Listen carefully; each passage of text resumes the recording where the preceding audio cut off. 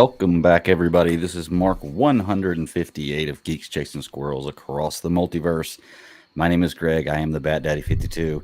And folks, we got to have a discussion this week about the way movies portray certain things, especially Bulletproof Vest and snapping necks. I think they got it wrong.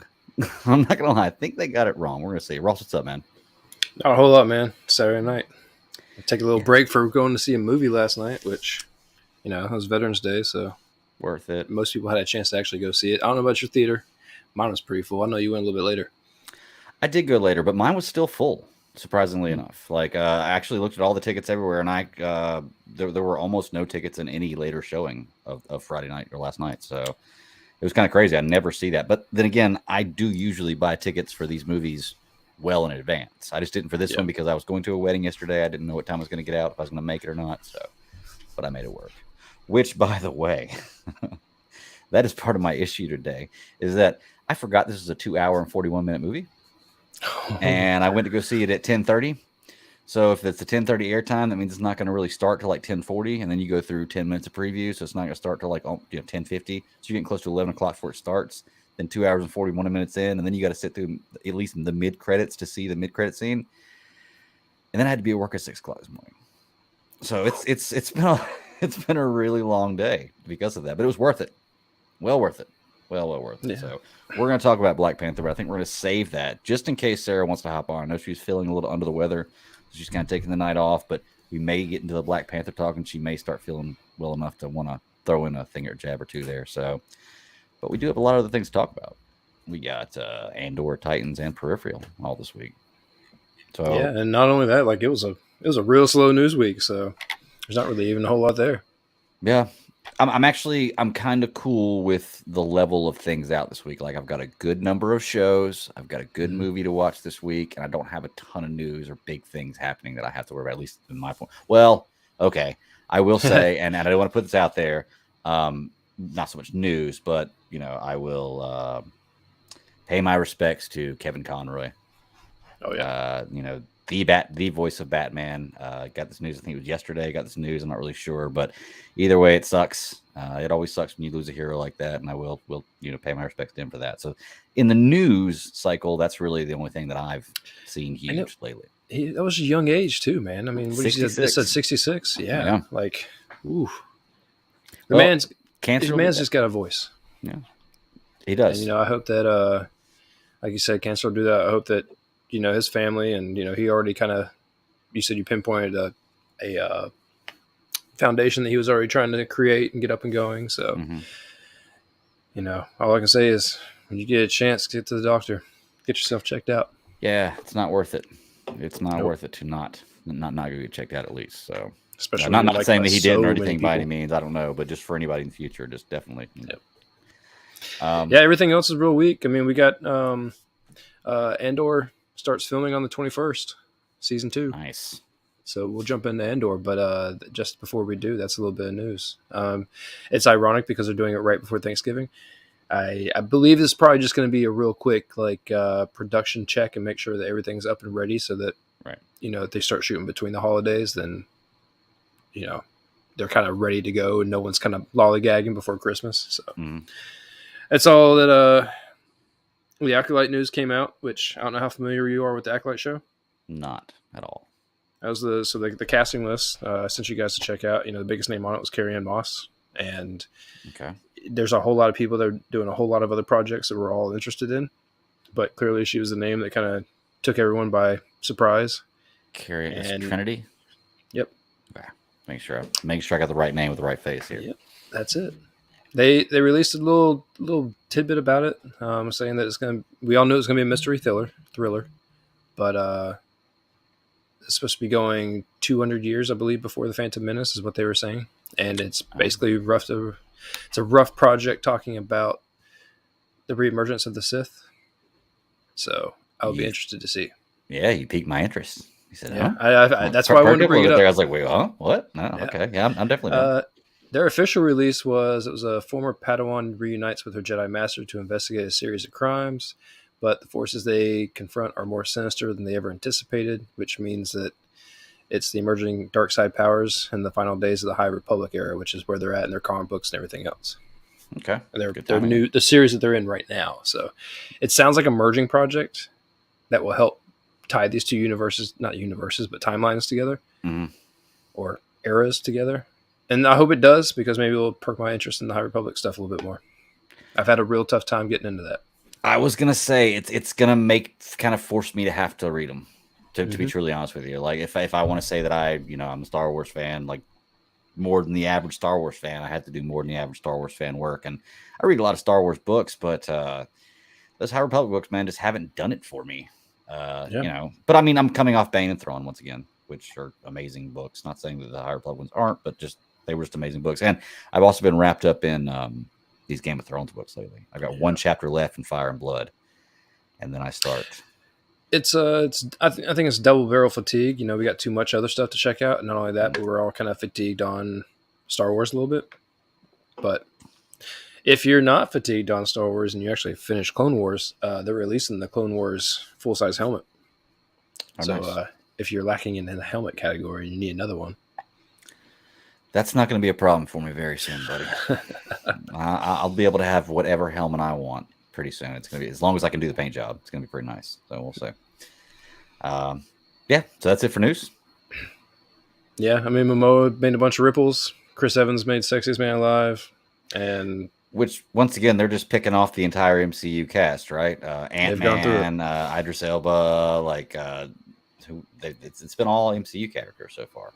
So, whatever. I mean, look at them. I mean, yeah, it's like I can't argue the point, right? I'm not saying they shouldn't be there. It's just funny. Yep, there you go. So, all right, well, let's hop into a show then, man. Let's do Peripheral, since we don't know if Sarah's coming on later or not. And I know there's a show she's not watching, but you and I are. Let's hop into Peripheral real quick, which is an Amazon Prime show. We are into episode 5 now, which is halfway through. Correct? No, it's 8 episodes. I had to correct myself that last time. Okay. Yeah, so we are starting to talk about the halfway 2 episodes, 4 and 5. So we have Jackpot, and what was the other one? What About Bob? What about Bob? Okay. So I know last time we left off, it was up to the first 3 episodes, and I was mentioning how we're finally starting to get a little more meat on this bone, but like they keep bringing things up like Jackpot and everything else, and you're just asking yourself, like, well, what the hell is this stuff? And of course, episode 4 is named Jackpot. And I was kind of irritated with the episode because they named the episode Jackpot, but literally only like a little 3-minute segment toward the end of the episode do they even mention or describe anything about it, about the events. Well, the episode's good, but it's nothing to do with Jack, unless I was missing something. No, I think that it was just kind of written in a way that helps you understand, things are starting to reach a boiling point, because, she, Flynn, what's her first name? God, I need to pull it up while we're looking at it.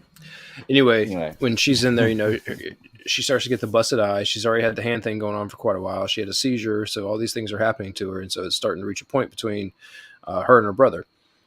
Now, when the story starts to get to a real medical question of whether or not it's worth it, someone else has to go in to meet the appointment time, I guess, that was already set up with the people in the future.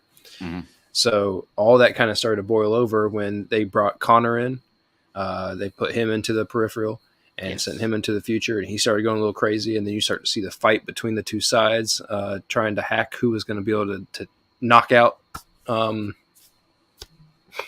whoever's in the future. Yeah, basically cut the thing. Well, that was the coolest part, was they hacked into it. It just shows you the technology that even this is 90 years before. They're jumping 90 years in the technology they have to still be able to hack. Because I guess when it all comes down to it, it's all ones and zeros, right? Yeah, I mean, it is. It looks like it's 60-something years. And even then, if the events of the Jackpot are true, then, there had to be like a real dark era in there. But it's amazing to see how fast technology jumped way after that. Oh, yeah. With all these introductions. 7 billion people, right? Was the death toll? Oh, shoot, I don't remember. We'll talk about it. Yeah, I think it was 7 billion people was the death toll after the third event in the Jackpot, the third thing. So, and we're almost at 8 billion people right now. We're about to cross the threshold of 8 billion people in the world right now. Mm-hmm. And, we're just about to get into 2023. So Right. That's what I'm saying. This is only that where they're at is only 7 years away from where we are, right? They're 2039. No, the first jackpot happens in 2039. They're in 2033. 2037, 2039. It was one of those two. Yeah. So it Something like happens that. real soon. They're in the 2030s, yeah, and they're a few years away from the first jackpot event happening, yeah. 2032 is when they are. So And 7 years. So it must have been 2039 because I think she said 7 years. Yeah. Okay. But the whole idea of the jackpot is that 3 major things happen. And you just watch the show. So, you had the 3 major things, one being the power grid knockout, which, caused a lot of confusion and a lot of, mass hysteria. Then came what they called the blood plague.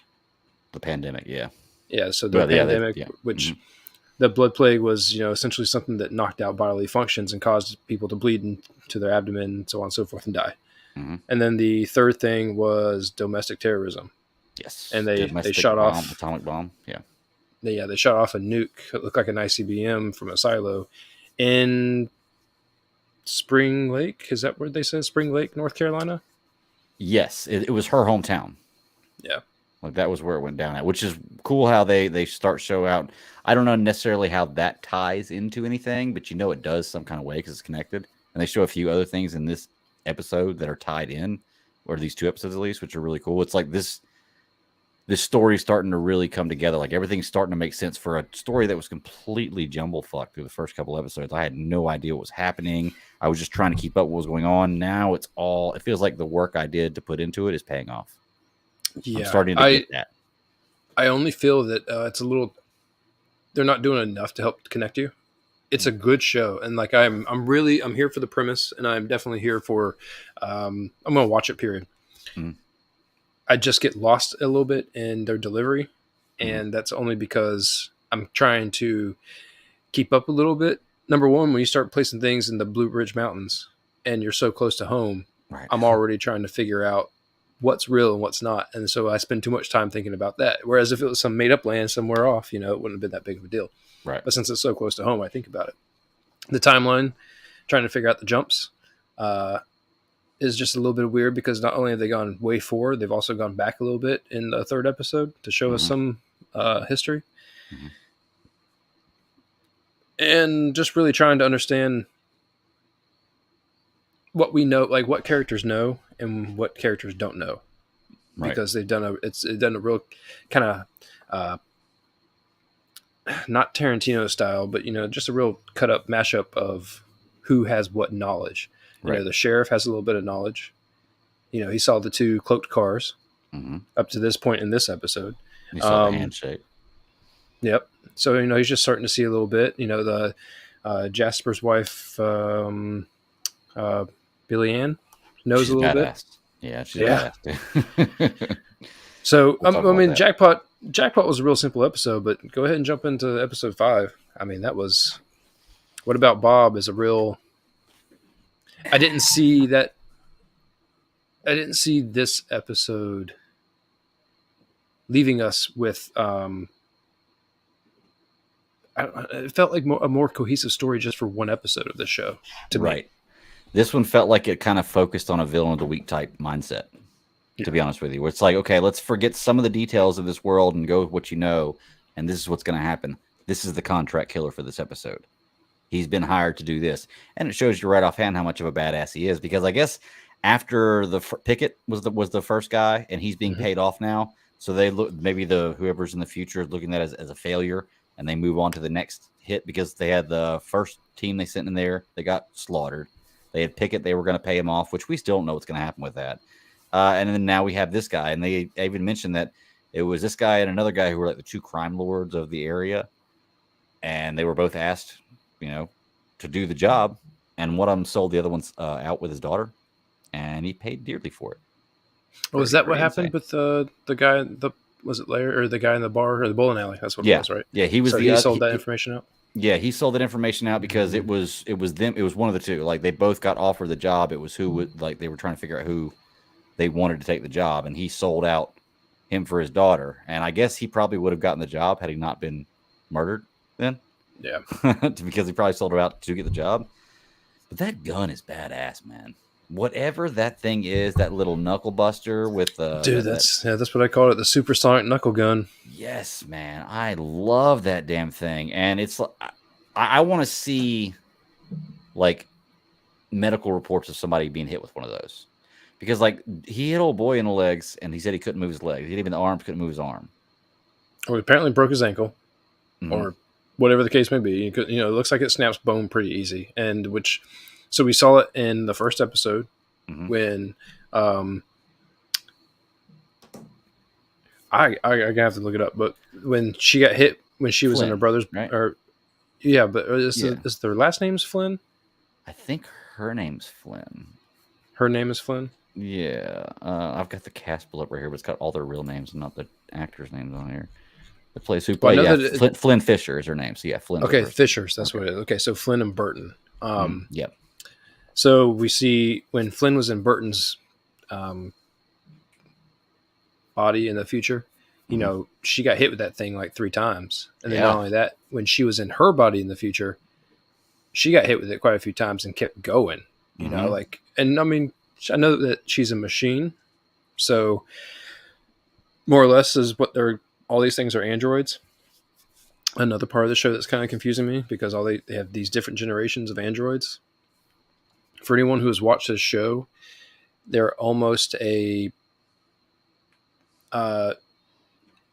almost like an iRobot-esque, but they're That's skinned exactly from the neck down, and they can wear like a projection on their face.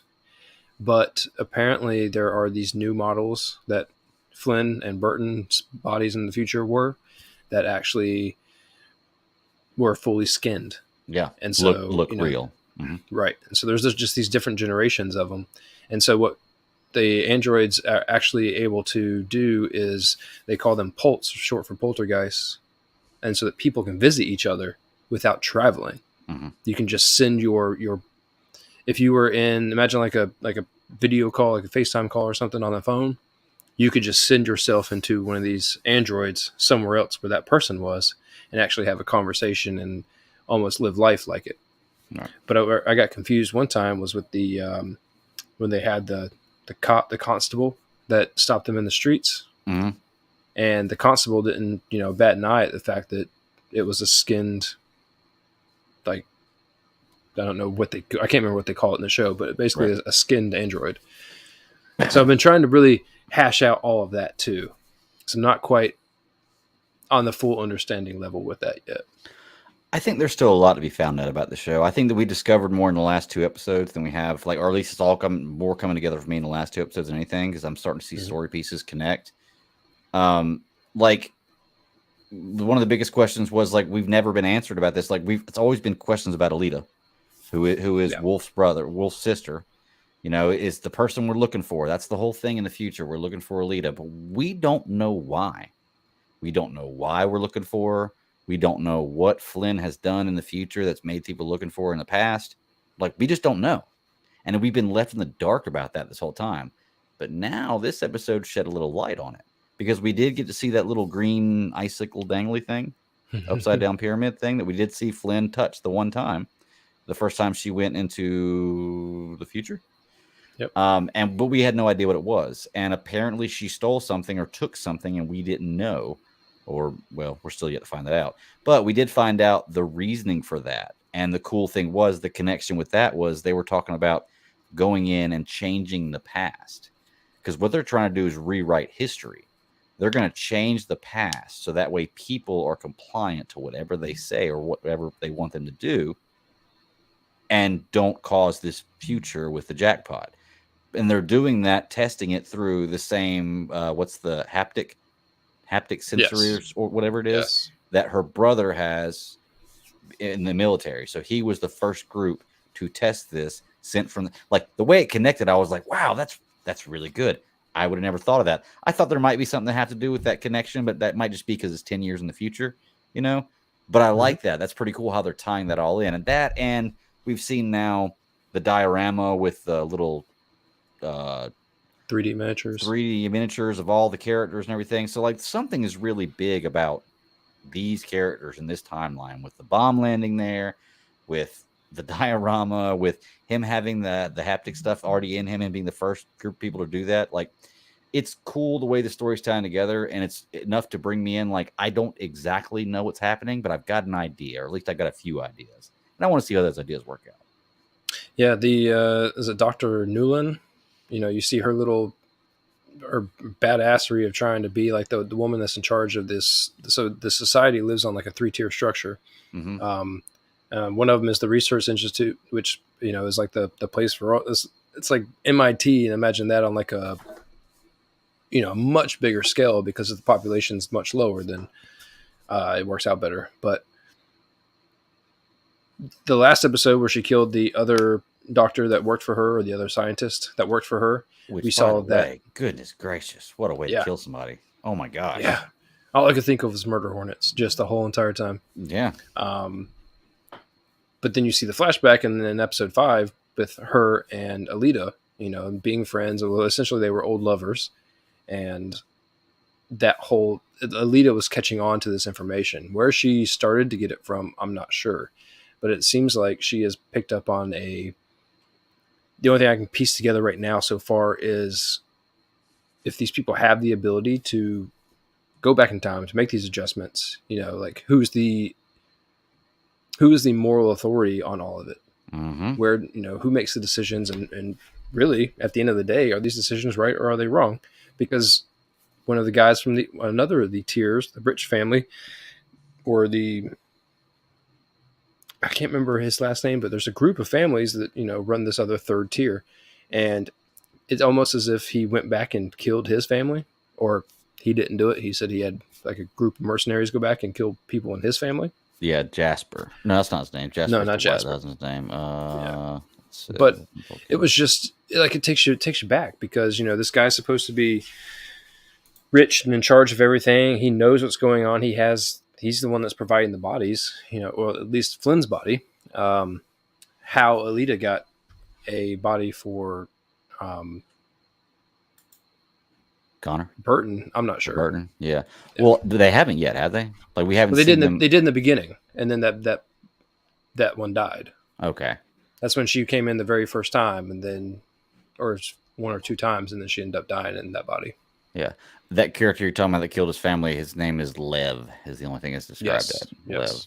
Lev. So he's part of, like, his wife is apparently one of the richest nobles and so on and so forth. But I don't even understand how these people get money. If all of these things happened in the jackpot, like, what? I want to know how society got rebuilt, and not only rebuilt, but so fast. There's still a lot to understand. That's why I look at this doctor and it's like, I don't understand this doctor of all people. Yeah. Is she human? Does she have superpowers? Is it magic? Like what? I don't know what's going on. That 3 episodes left, a lot to be explained, or could leave you on a cliffhanger to come back and find out. I imagine that's what's going to happen. Yeah, but I'm loving the way they're doing it. Did you see the connection to, what's his name? Wilf. They call him Wolf when he was younger, and her brother when she's going back and looking at that memory. Remember they said you can have like a memory, and there's a company that'll put together a movie of your memory, and she's watching that movie, and her brother's dressed as a wolf. I was like, okay, cool. I see Not only that, but she was a bee. Yeah. And the other girl, or the Dr. Newland, really likes, she said bees were her safe spot, which, I mean, she could have been just playing the whole scene, but, there's hexagons everywhere, which even though it's like structurally one of the strongest shapes, it's still related to the beehive thing. So the fact that I'm glad you picked up on that, because I meant to mention it, but those 2 things, the brother and the sister, and then the parallels to the future were actually really good. Yeah. So let's talk about Bob real quick. We mentioned that he was the next guy that got hired, but let's talk about the scene where he gets captured, because that was an awesome damn scene. Well, he had this whole thing laid out. I mean, like when he called his daughter, they had a whole entire conversation plan in case things went south. And if he's that kind of mercenary, he had this thing planned forever. But you're right. I mean, but the fight scene, or the shootout scene, I guess is the best way to call it. It was really good, showing that Burton wasn't walking around with a gun for no reason. He finally got to use it. Oh yeah. But I can't remember what did you say her name was? Billy Ann. Billy Ann. She's like, I'm good with a shotgun too. You want to see? Yep. Which this is the point that I'm at where it's like, okay, bulletproof vests don't work like that. Neither do shotgun. Well, I mean, maybe she's using a slug, but I mean, I don't know. I just Like, thought she was getting so pissed off with like, let me fix your damn car, or like, yeah, I'm good at this. Come on. she wasn't letting him have it. But it's just crazy. Like, you don't get shot that close at point blank range with a shotgun, even if you have a vest on, and get back up. Yeah, I mean, it Just could have been doesn't like happen. rock salt. I don't know. It could have been anything. Unless it's a bulletproof vest from the future. He did have a electric knuckle bracket True. from the future. So I And mean, some phone, which yeah, I feel like that's I don't want to sidetrack it, but when Wolf was able to go back into the memory VR, and then someone can call from the future onto a normal cell phone. I don't know the rules yet. I'm still trying to figure them out. yeah, yeah. We gotta get a listing of all the rules, to be truly honest with you, because it's just too difficult to figure out on your own, and they have so many rules they can break otherwise. So Yep. they told their mother, which is a good idea. Always tell mom, and she gives them what honestly is the best advice, and she's absolutely right about everything she says. It's like, what's going to happen whenever you stop paying? What's going to happen when you stop doing this? Yep. You can do this for as long as you want to, but what's going to happen when you stop? All you're doing is digging a deeper hole right now. Yeah, they were That's being that mother wisdom. reactive. Mm-hmm. Until you start being proactive and start taking charge. Like she said, if you feel like you have very little control right now, imagine how much that, they think that you have. Mm-hmm. And lastly, let's talk about the sheriff, man. Like, what's going to happen with this guy? Because he could have easily been killed. Like, I actually walked away from the scene, or walked away from the screen for just a second when the cop car actually flipped. Because you're watching the scene, the cop car, and what's his name's talking to him in the back seat the whole time. Bob's talking to him in the back seat the whole time. You're like, all right, he's getting out. Something's about to happen. And I just stepped away for just a second. And I come back in the car, the truck's flipped over. Damn it! I had to rewind it. Thank goodness we have the ability to do that. Oh yeah, yeah. So hidden car. So somebody has a hidden car now. Which, by the way, did we ever figure out what happened to that cloak car the sheriff found? Well, there are two of them, and I think he only found one. So no, I like. But where is it? Like, is he hiding? That's the trouble, man. It's cloaked. Yeah. I'm not sure, and that's why I said, like we go back to, we don't know who knows what and who's planning what. So he keeps trying to get Burton to spit up more information because there's too much weird shit going on. He saw a cloaked car, or he saw a coffee cup floating. Really, is what it started the whole thing. Mm-hmm. But then Burton won't tell him what's going on. All Burton's friends are showing up. He knows what that whole unit's about. Or he knows more or less enough about them. Mm-hmm. And then all of a sudden, here's another one. Cloaked car coming to take him out. And number one, or are we led to believe that the car hit the cop car? I don't know, because I just feel like that car would have been way more damaged had the cop car ran into it. I feel like it would have shook that cloaking thing, and you would have been able to see it in a split second. Yeah. So I'm assuming they used the supersonic knuckle buster thing again. Maybe. And something of that sort, or maybe a gun of higher caliber or whatever. But you're right. Like, we just don't know. Yeah. F that. I'm equipping one of those supersonic knuckle busters to my lightsaber. Are you kidding me, man? I'm going to be throwing supersonic punches and swinging lightsaber blades. It's going to be great. Ultimate weapon. Double force. Yeah. Ultimate weapon. But yeah, man, this I'm enjoying this. Like I said, this is from the creators of Westworld, and the people who watch Westworld told me all the time, like, you need to watch the show, and I just never did. Maybe I should watch the first season for sure. I will tell you right now, give it a shot. You get bored, okay, or not. If you're sitting around, you need something to watch. Which once you finish the other stuff, yeah, I still the first season of Westworld is really good, and okay, if nothing else, I'd say definitely 100% watch that. Okay, I'll check it out. Well, is there anything else about Peripheral you want to mention? Any key points you want to bring up? No, I mean, we see the cop. I remember his name at some point, but he goes and see his girlfriend, who's a doctor, in the preview for next week's episode. So we know that he's still ticking and that he's trying to make sense of it all. I feel like him starting to put the pieces together, come towards episode 8, will be like his subplot. I feel like Corbell Pickett is like a slow burn. He's just going to be like the thing gnawing at the back of their skulls the whole entire time, where they're trying to worry about all this other active stuff going on. He could always be there, yeah, through all the seasons as that guy, Yep. you know.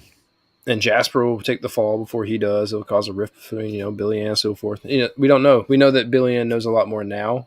She's more in the loop. Put that that rack in troubles her hand, Burton, though, which I and understand. her mind changed quite a bit when she had that money in her hand. Yeah. Which, hey, I mean, I'm not gonna lie, it's tough.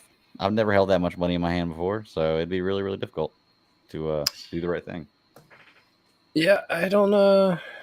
And technically, I mean, it was given to him by the uncle. It's not like they're doing anything wrong. Yeah, right? but she picked up on it right away. Like, what did he want? Yeah. What did he want? Because What you just don't give people money. Mm-hmm. Yeah. The fight scene between Flynn and the Doctor, which is essentially two droids fighting each other. Yes. That was actually pretty decent. It started to.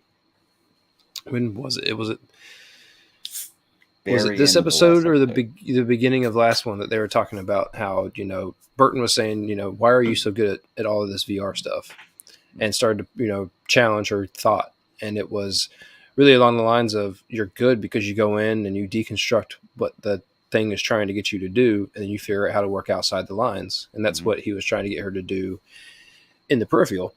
And so I think that fight was a kind of like a step in that direction. It shows that she was starting to kind of use her brain a little bit more. Right. So the fight was quick and it was good. Yeah. And once again, this was droid fighting droid. So I got to kind of take this argument out of here for this fight in particular, but it reminds me of it. I've never tried to snap anybody's neck, like for real, try to snap anybody's neck. I just can't picture it being as easy as they make it look in the movies. Well, all that I can ever say to you is, number one, if and when you do work out and you get that like super sore neck and you start to like really, you can't barely turn. You're like, oh man, like it's so stiff. It hurts so bad. I would imagine it's probably a little bit tougher then. But I mean, if you're limber, which she didn't look like she had a whole lot going for her. It's true. Yeah. I would imagine that would be pretty easy. Don't be a weak neck. Don't get snapped easy, right? Yeah. There you go. All right, man. Well, let's move right along. I said we go ahead and hop into Andor. Let's do some Star Wars. Heavy. Man, this show is really, really, really getting good. Like there are not many shows where like I can watch it and I know that he's gonna be okay. I mean, but it's like I'm watching. I'm like, oh no, don't do this, no. Like it's weird because there are stakes in this show, and like I feel like I'm waiting for that hammer to drop and somebody big die. Like I thought there was gonna be a big death in this episode. There wasn't. There were a few little ones, But I did get what I wanted. I got a full episode of the Prison Break. Got the awesome speech that gave me chills. Dude, speeches, when I was listening to it, like speeches. It gave me chills, and I was like, "Holy shit!" But this show is just perfect, knocking it out of the park. I'm loving Andor so far. What say you? Dude, I knew that we were going to get something. Number one, I was a little bit spoiled with the whole Kino Loy thing because I watched an interview with Andy Serkis, and he was talking about his 3-episode arc, and I'm like, shit. All right, does that mean he's going to die, or like what's going to happen? Right. But just watching the episode and going back to it, we start to really figure out that he is like he's on his back foot right now, trying to figure out what he's going to do. He knows that he wants to help get out because he knows that it's impending doom, more or less, if you stay here. To see, just to kind of like focus on that scene, to see him start to really kind of come around mentally, you could see that it was a very big hurdle for him, and he was really trying to make sense of it. And Andor was right. He's like, if we're going to do it, now's the time. We're not going to get another chance. They're going to bring us someone in new, and when they bring someone in new, like that is the moment we have to attack. Like it's the only time they're going to come outside those doors, and they have to come outside those doors for any of this to work. Mm-hmm.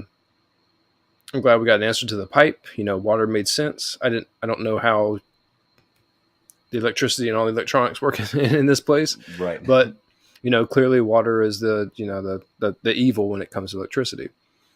One thing that bothered me, and it wasn't the fact that when he was walking into the facility and he noticed all the boots, it was that when they were trying to escape, it seemed like there were an endless amount of blasters. I'm like, if there's only 12 guards per level, That's true. why are there so many blasters? They did have a big what's the word I'm looking for? Like stockpile inventory. Cache of weapons. Yeah, Yeah. yeah. So it was pretty, but I mean, it worked out well. I mean, you got to have that. I get. Well, the thing was though, were they shorthanded just now for a specific reason, or was it just they always ran with 12 guards on? I mean, he said never It seemed more like it than was 12.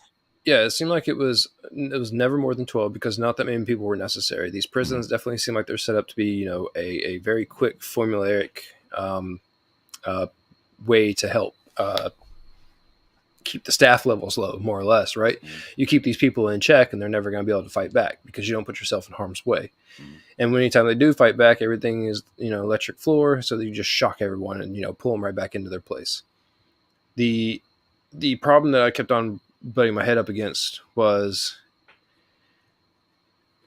this whole idea of the last episode where they brought someone in from the second floor.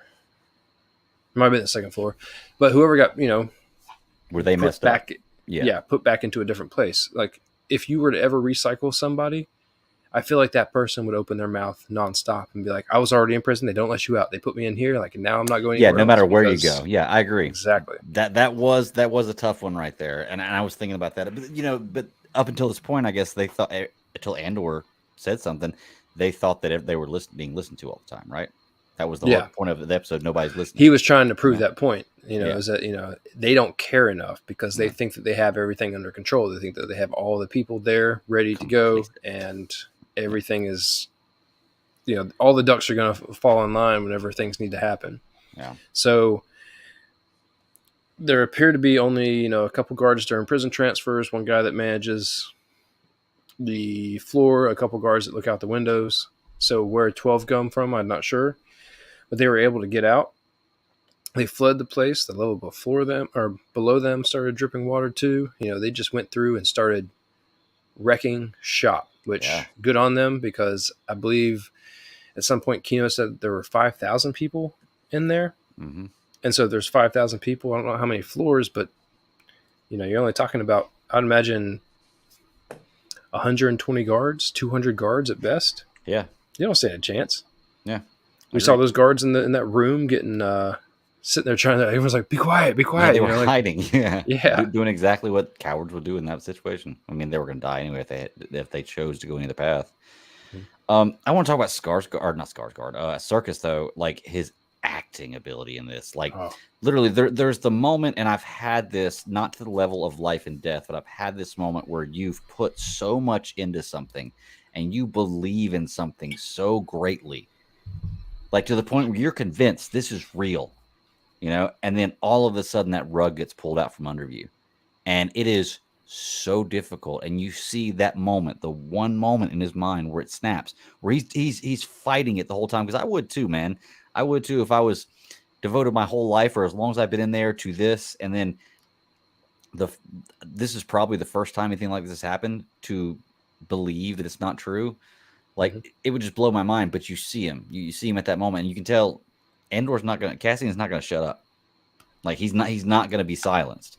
So you might as well go along with it. And as soon as he's in, man, everybody else is. And then, dude, that speech, like I said, I'm listening to the speech and I'm getting chills. I wanted to rush the gates. You know, it's amazing how he was able to say that because what you're describing is right. But you know, it's a shake in your faith. Like at any point in time, when what you believe, whether or not be faith or not, you know, just like what you believe to be true, right? When that turns to crap, and you're left, you know, with picking up no pieces. He was able to pull a speech out of his ass real quick, and it was all from the heart, and it was feeling, and that's what made it important and grand. I'll tell you what, though, a person in that position is a dangerous person.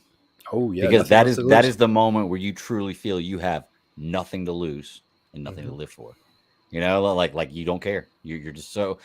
I will say though that after everything they did to get out, I don't give a shit if you can't swim. Jump off that damn dock. Swimming is a natural instinct. People who say they can't swim, I promise you, if it's drown or swim, you will find a way to kick your leg and get up to the top of the water. I promise you will. Okay, it's a natural instinct. And not There's only that, nothing stopping me from jumping off that platform right there. I don't care if there's I can't bound to be swim. something in there that can float. Yeah, or somebody that will help you. Yeah, You know, I like would. That something. was my number one thing. Like, don't worry, jump. We'll figure this out. Yeah, Like, yeah. come on. This is the plan. You got to go with it. We're making it up as we go. So, and the next part is swim. So, learn to swim. You will do it. And that was Like, I mean, that was a deep dive. That was a tall jump. oh yeah, yeah, it definitely was. But I mean, once again, natural instinct. You can throw an infant in the water, and they'll they'll figure out a way to float to the top to get to the top. So, The shape of the prisons, we get to see them again. I noticed it the first time when they were flying in on the Narkina 5 episode, but the fact that they look like the Imperial insignia is just a beautiful touch, because when they zoom out and you see all the people floating or like swimming in the water, and you just see that massive crest, and you're just like that, the weight of it for some reason, with it being that, just makes it even more. Fast forward to the end episode, and we're left to only see, which I was going to say this early on, but I didn't want to until it kind of made like a pivotal moment. I knew that one person was definitely going to make it out of the prison, and it was definitely going to be the guy that kept on eyeballing him, the quiet guy. Shoot, I can't remember his name now. By the way, he is actually in Rogue One. is he okay? He ends up being part of the Rogue One crew that goes to Scarif. Man, I gotta remember his name, Malouche. But either way, he said it right before he jumped off. Yeah. So I know, but I can't remember what it is either. But it was odd to see only the two of them running together, whereas all these people got out. It was just the two of them. Yeah, like they swam a different direction than everybody else, and nobody else went that way. I mean, somebody would have. Melchi's his name. I knew it was going to come to me. I'm mad we never found out what they were building. Yep. I don't know if we ever will. Maybe they'll just throw that in there as a little so-and-so base that builds this that was building this got attacked, and they'll be like, oh, that's what it is, and then it's going to go crazy on the internet. Everybody be looking up what that is. It'll happen. I read an interesting article that was talking about how Star Wars is weaponizing the fandom knowledge, and so it's something like this that means nothing, that could be anything, but people are so hardcore focused on. Yeah. Like it's using the fan base knowledge against the fan base and saying, keep going. Oh, yeah, right. I know. You want to, why? Because it'd be so cool if it was something as a fan you could just recognize right away. And the fact that it's not something you can just recognize right away, it just boils your blood as a fan. Yep. You're like, what are they making? I don't know. There were only 3 other plots. One of them was, this is a real quick, and it tied into another one, but it was a real quick view of Aldani. You see, Marva is still sick, and they're talking about, getting her treatment. She's apparently saying no to the treatment. And then you see Cinta walk by, who is eyeballing the Imperial tail that Marva has. So you have a rebellion tail following an Imperial tail who's following Marva, who is, Cassian's mom. So that's going to have to hit. Yep. Yeah, it's going to have to hit something somewhere. Did we get any Deidre this episode? We did. I'll get to that one, but I think the other plot that was not nearly as big, but definitely had some heat to it, was the Mon Mothma plot. Yes. So I don't know. There were great speeches, but I'm going to tell you right now, Mon Mothma's delivery of that moment of being scared and uncertain and hating the fact that she's considering something that she would never think that she would consider in her life. If you watch her visually like choke up and try to hide it, that was hardcore acting, and she did a fantastic job with that. Oh yeah. Now, so even though there are 2 good speeches, that was definitely a highlight for me. Oh, good acting point. Yeah. Now let me make sure I understand this right. Was he basically saying, I don't want payment for this. I want to bring my son back to meet your daughter. That was what he was aiming for. He wants a betrothal.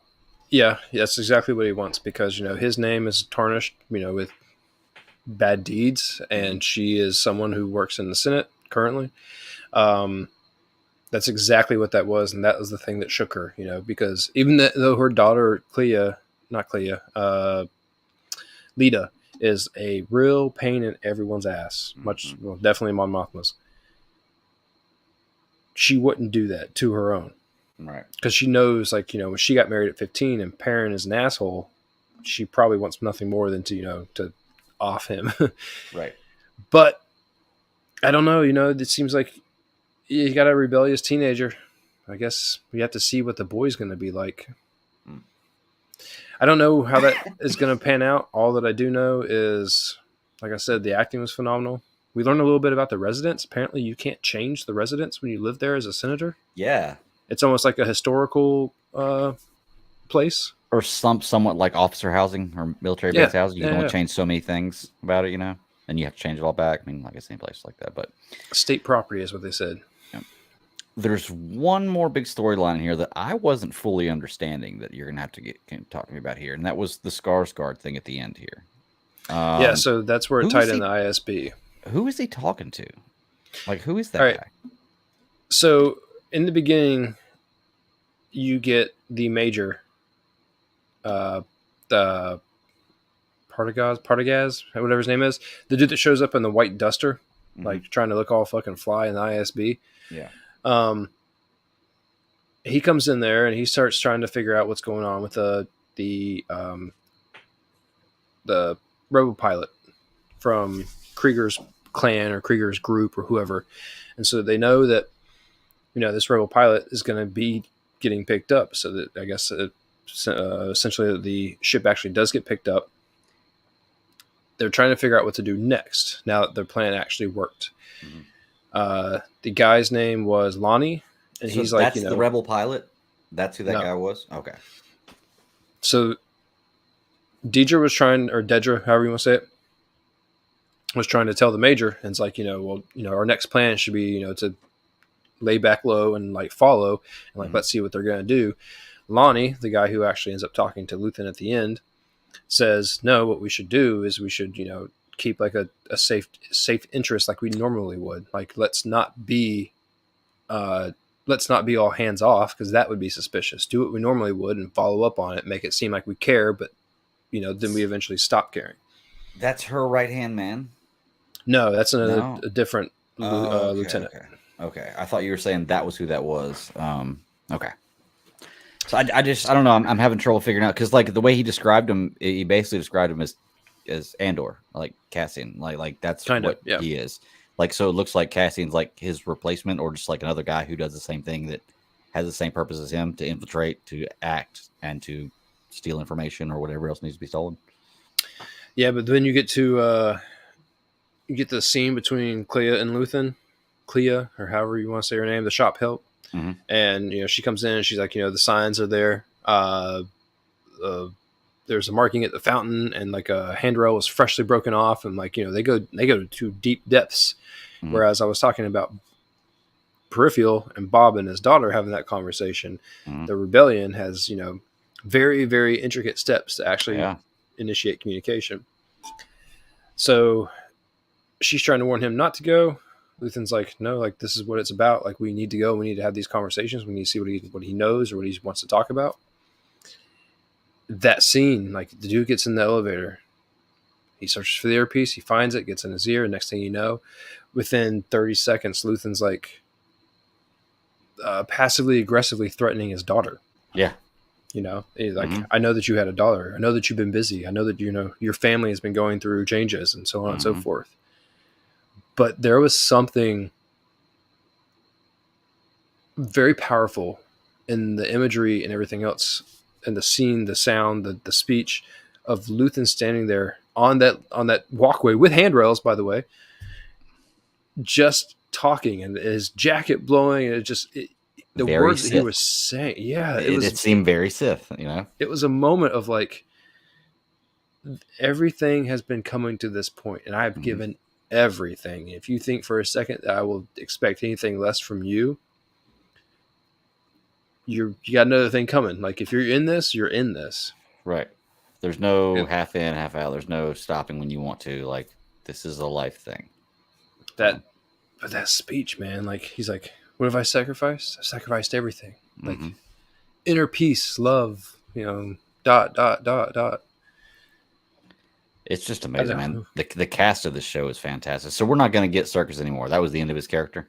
That was his 3-show arc. So I've been led to believe. Okay. Yeah. But we do know we have Skarsgård still. We still have a lot of the main cast, man. It's coming together. So I'm interested to see where Andor goes now. You know, like what is he doing?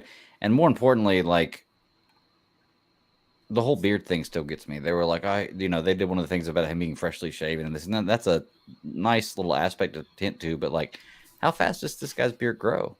Like, does he only shave every month? Who, Cassian? Yeah, couldn't he be like 3 days later have a beard and not be shaven anymore, and they would not be able to recognize that it was a cleanly shaven guy? That was the only thing about that. I was like, that was just trying to show the attention to detail that Deidre was putting in, and then she was also like getting out of her staff. Okay. And so I really think that's all that really was. Just like, if you really want to pay attention to all these little things that everyone else seems to be missing in this room of white cloaks, then you need to figure it out. Keep your eyes open and look for these little stupid things. Details. I mean, he's been in that prison for a hot minute now, so over a month.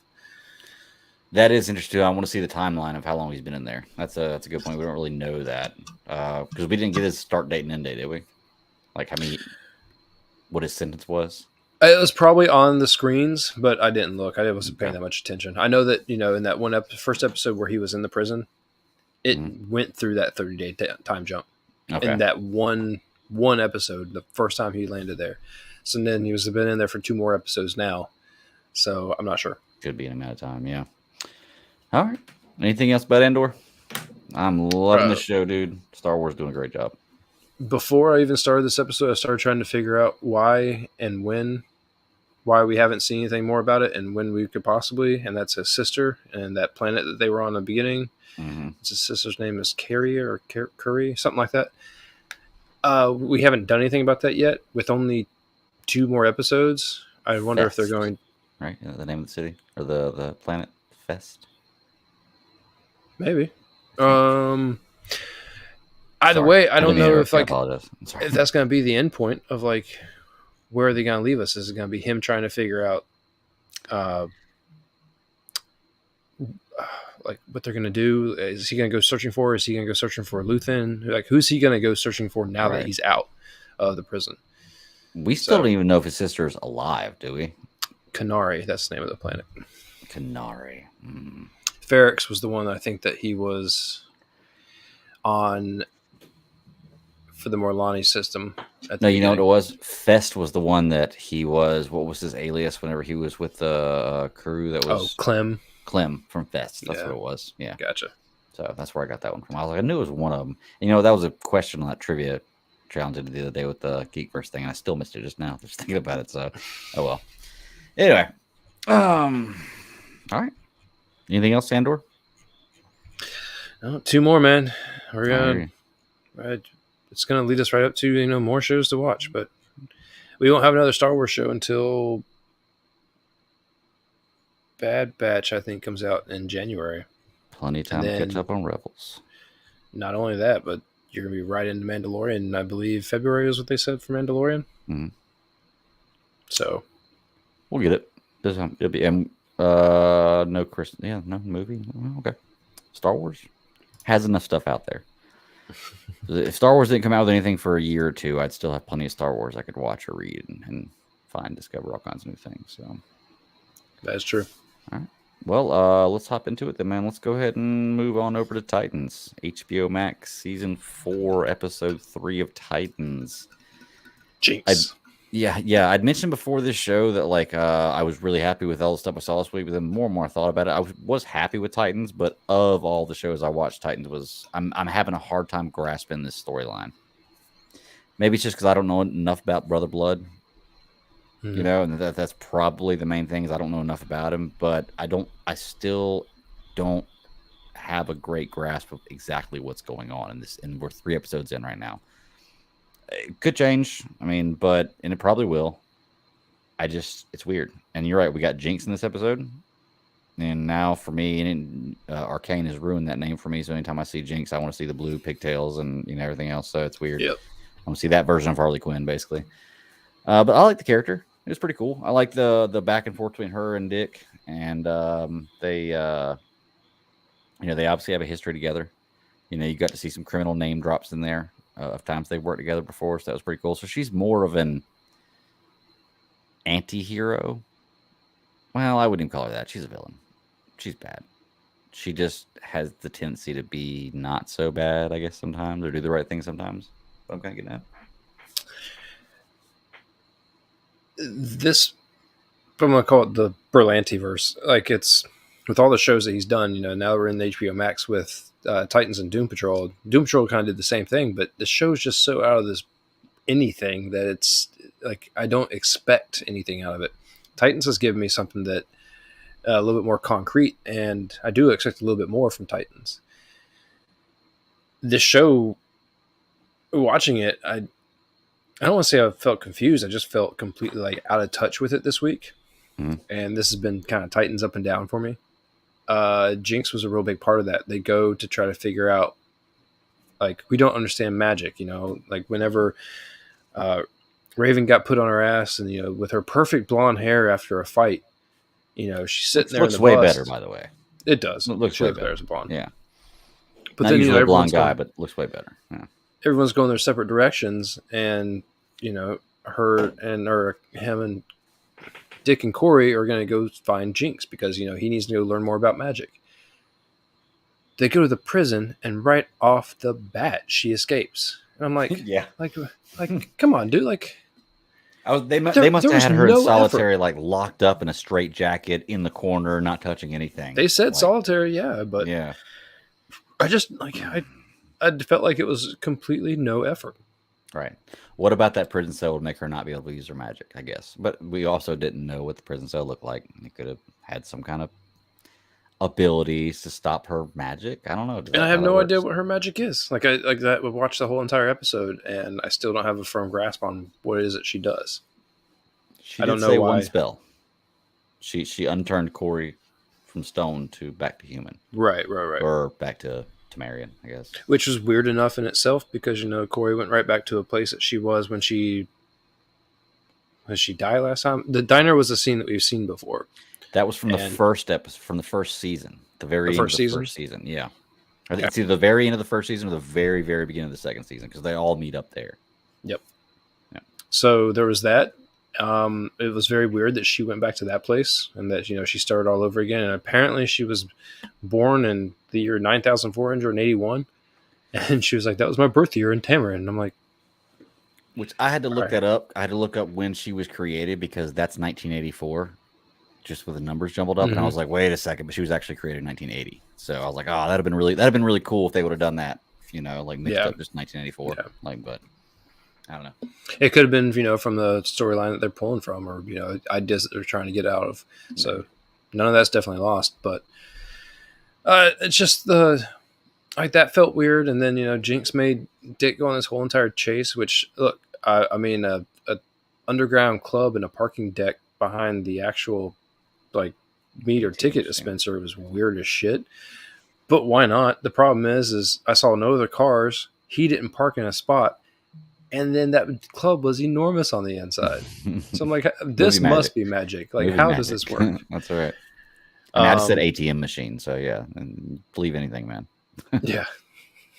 The fight scene was really good between Dick and the elves. And, it's amazing that he's able to put all these magic beings on their ass so fast. But I guess if you really want to build them up, I found that more believable than I did other things, ironically. I think they're trying to put Dick on the level, which he should be, Nightwing, on the level of like Batman and Batman A. Like Batman 1 and 1A. He's pretty much the Batman. Like anything Batman can do, he can do. Which I'm okay with that because if you're not going to give me the Batman in this universe, then I need somebody like that, and he carries the character well. Yep. Trying to think. I don't know what's going on with this Beast Boy storyline. I never ever know what's going on with the Beast Boy storyline. I feel like this is a character they've squandered. He's been there and he's had a few key moments and a few months, but and I get it costs money to make him transform, but it's a good actor. He does the job well. I never understand his storylines, and his storylines always seem to fall flat. Like they seem to mean nothing. Yep. In the end. Well, like it's being built up to be this big thing, and then at the end, it's like, oh, it's no big deal. It's Beast Boy. It was this thing. So we're not doing I mean, that. hopefully they're trying to fix that. I mean, it does seem like with that trophy tree thing at the end and him hearing voices, uh, it it said when the blood moon is full, the world will follow you. I think is what it said. Yeah, something like that.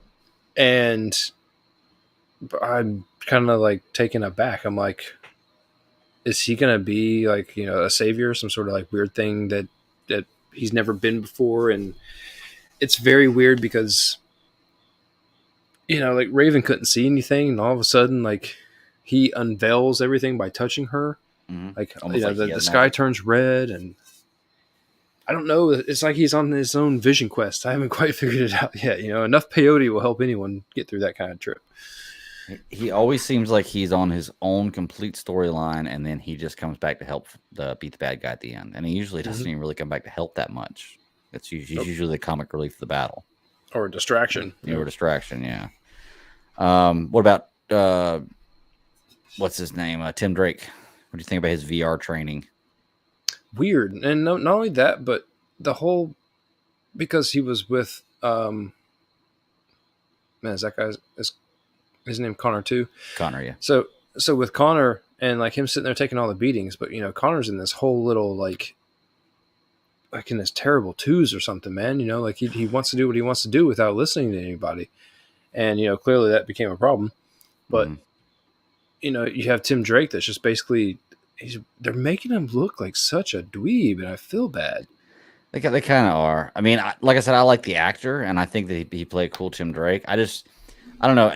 I would complain too much if he was really good at fighting like right away. But at the same time, the progression they're putting him on, it seems like it's going to be like I'm goofy, I suck, I'm goofy, I suck, and then one day it just snaps and you're a badass, And it's like they gave me a suit. That. Now I know kung fu. Which, by the way, I've seen his suit by mistake, looking up different things for cosplay, and sure enough, Titans season 4, Tim Drake, Robin suit, and I was like, oh, okay. So I'll show it to you if you want me to, but it's. I mean, that's what you should go as. That's your thing. Nah, I can't, man. Beard. They got to. They do a good job with suits in this show. I haven't seen a bad suit yet. You could just go as Lex Luthor. You beard, bald head. Actually, I thought about that. To be truly honest with you, when I saw this Lex Luthor, I was like, I could do that. That's kind of weak. That's like going as Clark Kent. It's like I can go as Clark Kent too. It's like, so. But yeah, Titans is doing what Titans does. It's confusing me throughout the season. But next, it's going up and down. It's going up and down. Yes. Next episode is episode 4. And we're going to see if some of this stuff ties in. They need to shed a little more light on me with Brother Blood. Like, I need to find out more about this villain, what's going on with this character. Because I don't even think that we've seen Brother Blood yet, have we? Well, I'm assuming that the Sebastian character is going to be Brother Blood. And the whole point is either they're going to sacrifice him or, like, he's going to become him. Okay. So it definitely seems like, was it Mother Mayhem? Yeah. So it definitely seems like that character has, poised him to be the character that she's eyeballing. Mm-hmm. She was in the prison with him, which, if she made that dude stab himself in the eyes with the scissors, holy shit. Oh, yeah. And Ashley just happened to look up at that scene right there. And she was like, what are you watching? I was like, I'm watching Teen Titans, the adult version. She was like, what? Yeah. It gets dark. That's right. It does. It definitely does. I will say I like the tone of this universe and I like the color scheme and everything, but maybe I could do it just on my TV. I just adjust the brightness up just like 2 notches.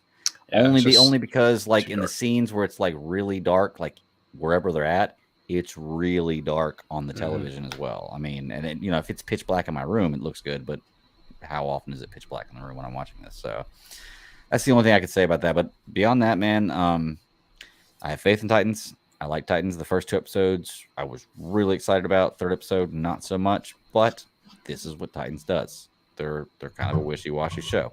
All in all, the product is pretty good. Every bite may not be good, but you're going to be satisfied with your meal.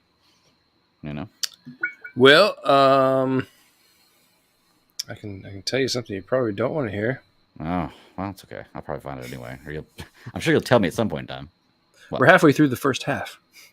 Oh, that's right. You did tell me about that last week. Yeah, so we're going to have a big break. You know, this may actually work out better for them, to be truly It honest may. with you. Because, like I said, the first 2 episodes, I was like, man, Titans are back. I'm so excited. And maybe if I go back and watch the first 2 episodes, I wouldn't be as excited about it again because, now they're back and I've seen it again.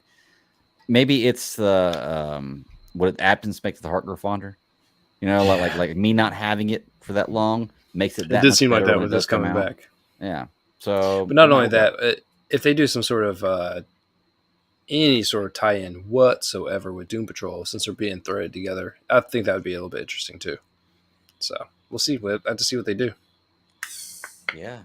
I'd like to see Superboy against Cliff Steele. That'd be interesting.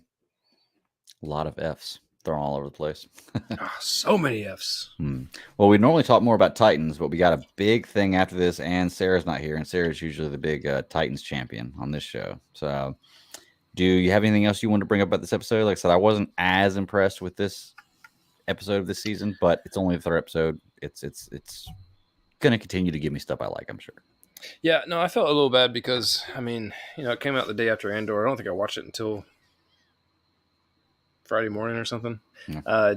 It's got a real tough job standing up next to Andor. Andor is such good TV in general, much less good Star Wars. Yeah. So I actually purposefully watched Andor and then Peripheral and then Titans for that reason, to separate, because I knew I was going to love Andor, and I like Peripheral, but it's a kind of on a different level for me than these DC and shows, Star Wars, Marvel shows. So I separated them just for that, and it worked out well. I mean, it worked out well. I love the episode, but it worked out okay. So, all right, well, let's do it, man. Let's hop into some Marvel Phase 4. Like, I bought tickets. I told you I went to the 10:30 showing. If you have to wake up early in the morning, I wouldn't recommend doing that. My theater was packed. Every showing that I saw at my theater was packed. There were very few seats left in every one. Luckily, I was going by myself, so it's easy like that. My daughter asked me, she's like, who goes to the movies by themselves? And I was like, well, I don't talk to people during the movie. So Yep. She was like, well, I guess that's a good point. I said, yeah. I was like, I'm going to talk to people after the movie, but I don't want you like bugging me during the movie, asking me what's this. And so I don't mind going by myself. Plus, if there's nobody in the handicap seats, those things are big. I'm just saying, they're big seats. So I will gladly get up if somebody wants me, if somebody needs that seat, I will gladly get up. But if nobody's taking them, yeah, that's where I'm going. Did you get the Ant-Man trailer? I did. I got the Ant-Man trailer. I got the dude. Every time I watch that, I'm so like I'm just enamored by the scale of it. It just I can't wait to see it. It's going to be a very interesting movie. Yeah. I don't know what to think of it yet, because to be truly honest with you, seeing this trailer was about the only thing I can remember from seeing from the new Ant-Man movie so far. Like, haven't been studying up on it, haven't looked at a lot of photos. Like, I'm having a much better time going into these movies knowing a little less than I would before. Like, especially in this movie, there was a scene that I didn't even know was coming. I don't know if it was announced somewhere that this character was in this movie or what, and we'll talk about it as we get into Black Panther. But like, me not diving into this gave me that surprise, and I was like, oh, cool. That's awesome right there. It was rumored all over, but yes, I know what you're talking about.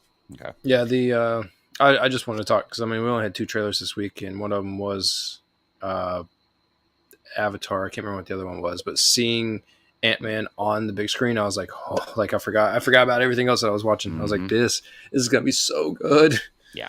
Yeah, it has the potential to be, one of the favorites. But once again, I've thought about that about a lot of things, from previews, and not liked it. And likewise, looked at previews and thought I wasn't going to like it and ended up loving it. So never know till you see it. I did get that, and I got the Shazam trailer too. Did you get the Shazam trailer? I did not. Okay, I got the Shazam 2 trailer. It was new, had new stuff in it to me. It was longer than the one I'd seen before. There was still some of the same stuff, but longer than I'd seen before. Here's what's bothering me, and this is what's bothering you too, so I know you're going to agree with me, is in this Shazam trailer, they have Henry Cavill's Superman, they have Ezra Miller's Flash, they have Jason Momoa's Aquaman, they have Ben Affleck's Batman. What are we doing? Yep. Like, what are we doing? I am totally cool with every one of those characters except for Ezra Miller. You can get rid of that piece of trash. But, like, I'm totally cool with every other character. But don't tease me like this. Are they in this universe or not? Do not show me a picture of or Shazam talking about Batman and show Bruce Wayne standing on a gargoyle. Or not Bruce, well, Bruce Wayne. Show me Bruce Yeah. Wayne, but show me Yeah. Ben Affleck's Bruce Wayne standing. Like just don't do it, man. Like I don't understand what they're doing. Like here's the thing: if you don't know where you're going for in the future, just leave that out. Just leave it out. Like it doesn't need to be in there. If it's going to be connective tissue, yes, I want to see it. But if it's not, I don't want it anymore. Get it out of here. Give me something fresh to start off with, because I'm not tired of seeing these characters. I'm tired of hearing about these characters and not seeing them. Well, in the same light, except on the opposite end of the argument, Henry Cavill's back, so who knows what you're going to get out of it. Like I said, this week has been Momoa's week. Momoa's never gone. Yeah, he's been talking about his Netflix movie coming out. That the kid one? Yeah, whatever the sleep something other Slumberland. Okay. So he's been talking about that as much as he can, and as he has, like I sent you the question. Apparently, on the 6th, he came out and was making some social media video talking about how excited he was, but he couldn't say anything about it. How he just got off the phone with, I'm assuming, Gunn, and was having a conversation, and he was just Jason Momoa is already the level of happiness that I wish I could be. Yeah, like the man is just. He's a fan of life. Like he is. When people say the phrase like "you're living your best life," the man is living his best life. I don't know what information he got. The name Lobo has been thrown around countlessly because he keeps talking about how that was his favorite character. Now he wants that storyline, but I'm not sure. Or do you recast? Who knows? The problem is everything's up in the air. So yes. The connective tissue is very faint, and we don't know where it's going to connect to.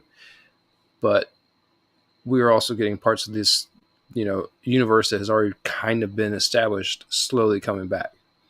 Right. Like I said before, I've never had a problem with the casting of any of the characters. It was always what they did with them that was my problem. And, we all see that on varying levels of difference. So I don't know. I don't know what we're going to be getting out of it. Yeah. But this was a Marvel movie. Yes. What we're talking about is a Marvel movie. What we're walking into, and let's talk about this Marvel movie, man. Because it's funny because I see every movie the Thursday night or the Friday night comes out. Like now, that's just kind of my thing now. It's like my wife knows I'm going to do it, and like all my friends know I'm going to do it. Like so, like even my employees at work know I'm going to do it. So they always ask me the day after me because they're like, "How'd you like it? How'd you like it?" And I'm like, "Oh, you just assumed I went and saw it." I'm like, "Well, didn't you?" Yeah, I did. Yeah, I did. Let me tell you what it's like. And the first question that I was asked this morning was it better than the first one? Did you have a one word before you say that? Did you have like a one word? What was your my one word for this movie was fuck. Okay.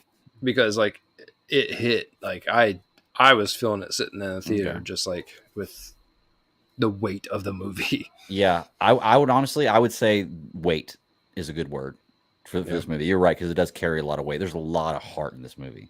This movie is more heart than action, hands down.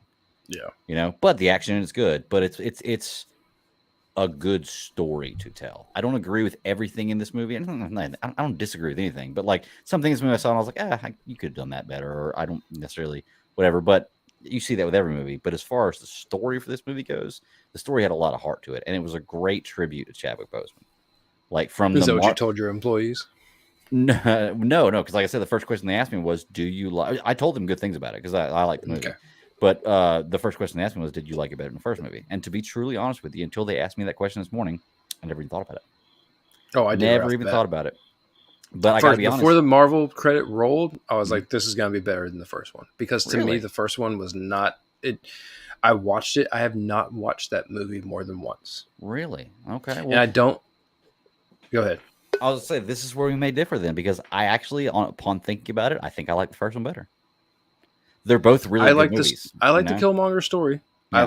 I understand his argument. I understand how he plays a great villain. And, that seems to be a lot of people's problems with the MCU is the villain question, villain conversation. Killmonger was great. Yes, they killed him off.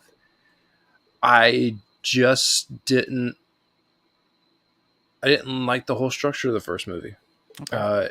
Even though Killmonger stole the show, I don't feel like it had like the gravitas, you know, like the. I think Ryan Coogler can make some great stuff. Mm. I just don't think that he makes like. He didn't give me a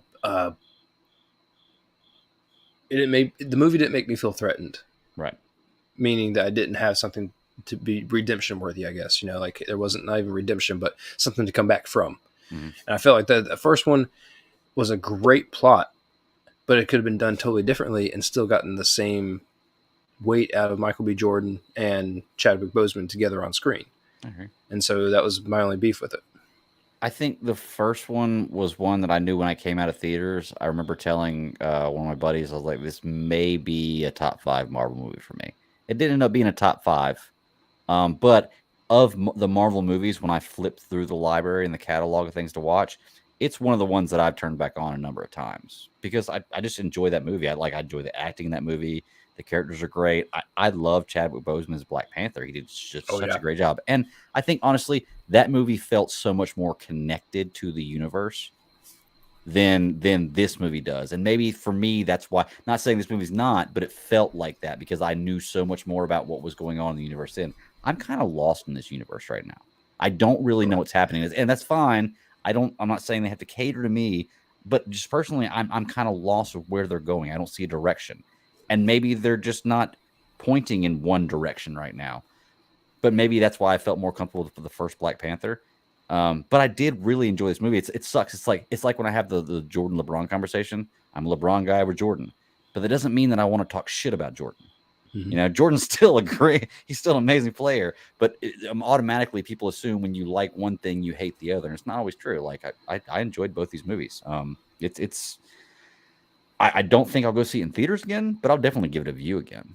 You know, I'll definitely, whenever it's available for me to watch at home, I'll definitely give it a view again because there were some things I'm sure I missed on it. But let's break it down. Let's get into it. What'd you like about? Well, remind me if we don't run too long, I'll bring up an article that I saw that was talking about basically like your mindset on the MCU. But okay. My only caveat to what you just said was that as much as I like Chadwick Boseman as Black Panther, mm-hmm. I feel like his greatest performances are in all the other movies. And so with all of that, with his Civil War introduction, with his, spot in Infinity War, and, he comes back as, the face in the portals in game. Yep. There's so much, that he brings to this. And I thought that he was perfect. I hated seeing him go, but yeah. I don't know. I mean, the movie started off cold open. Mm-hmm. And not only cold open, but the weight of that funeral, the weight of the funeral, the quiet Marvel scene. I mean, it was just so much, mm-hmm. so much. I thought that was just that was the moment. It was hook, line, and sinker for me. Yeah, I will say, I talked about the weight of this movie and that opening scene. It like pulls you right back in, and it's like a chance for the audience to say goodbye. Because it was like the Chadwick Boseman thing was a very, very abrupt, unannounced, like unexpected thing. I remember the night it happened, podcasting, not knowing anything about him being sick or anything. I don't think anybody did, and just getting the announcement, and like it just shocked the world. And I don't think anybody, not that we deserve closure for this thing, but we loved him as a character, and this was a moment to kind of give fans a little bit of closure, like it's fans saying goodbye to the character for the last time. And I love the way they did that. The mother in this movie, like there's definitely a difference in acting between the mother and Shuri. They're both trying to portray the same kind of thing as far as loss and mourning for T'Challa. But I like the way the mother does it a lot better than Shuri. Like to me, Shuri acts like a little kid about it, and she is a younger child about it. She's a little sister. The mother acts like a strong mother, and I love that. And the acting in some of those scenes with them, with their emotions. Like I said, I didn't necessarily like the way Shuri portrayed all her emotions in this, because there were sometimes where like, okay, I know you're going to get out of this. Let's just get out of this, But the way she portrayed that was really, really well done. She showed some emotion. Letitia Wright already has a lot of like heat in the public eye, period. But then filming this movie, you know, she is truly, truly somber about the passing of Chadwick in real life, and all the things that went behind this movie to start off the filming of this, were so heavy for all of the actors and actresses in it. Mm. So what's crazy is that they give her the largest hurdle to jump over, trying to. She felt like she couldn't save him. Mm-hmm. And that stuck with her. And because she's logic over reason, and she keeps trying to make up all of these reasons why logic should have worked and didn't. And she felt like she was too late. And you're right. You wanted this movie just to be like her hurrying up and getting through that. But the whole point of it was that she needed to get over it at some point in her own way. And she basically, I don't want to say, she Tony Starked it and worked her way through it to figure out how to get the heart-shaped plant back in the play after Killmonger killed it all in the first movie. But what we got was just that. Yeah. But even when she was able to do it, she had to work past that. Right.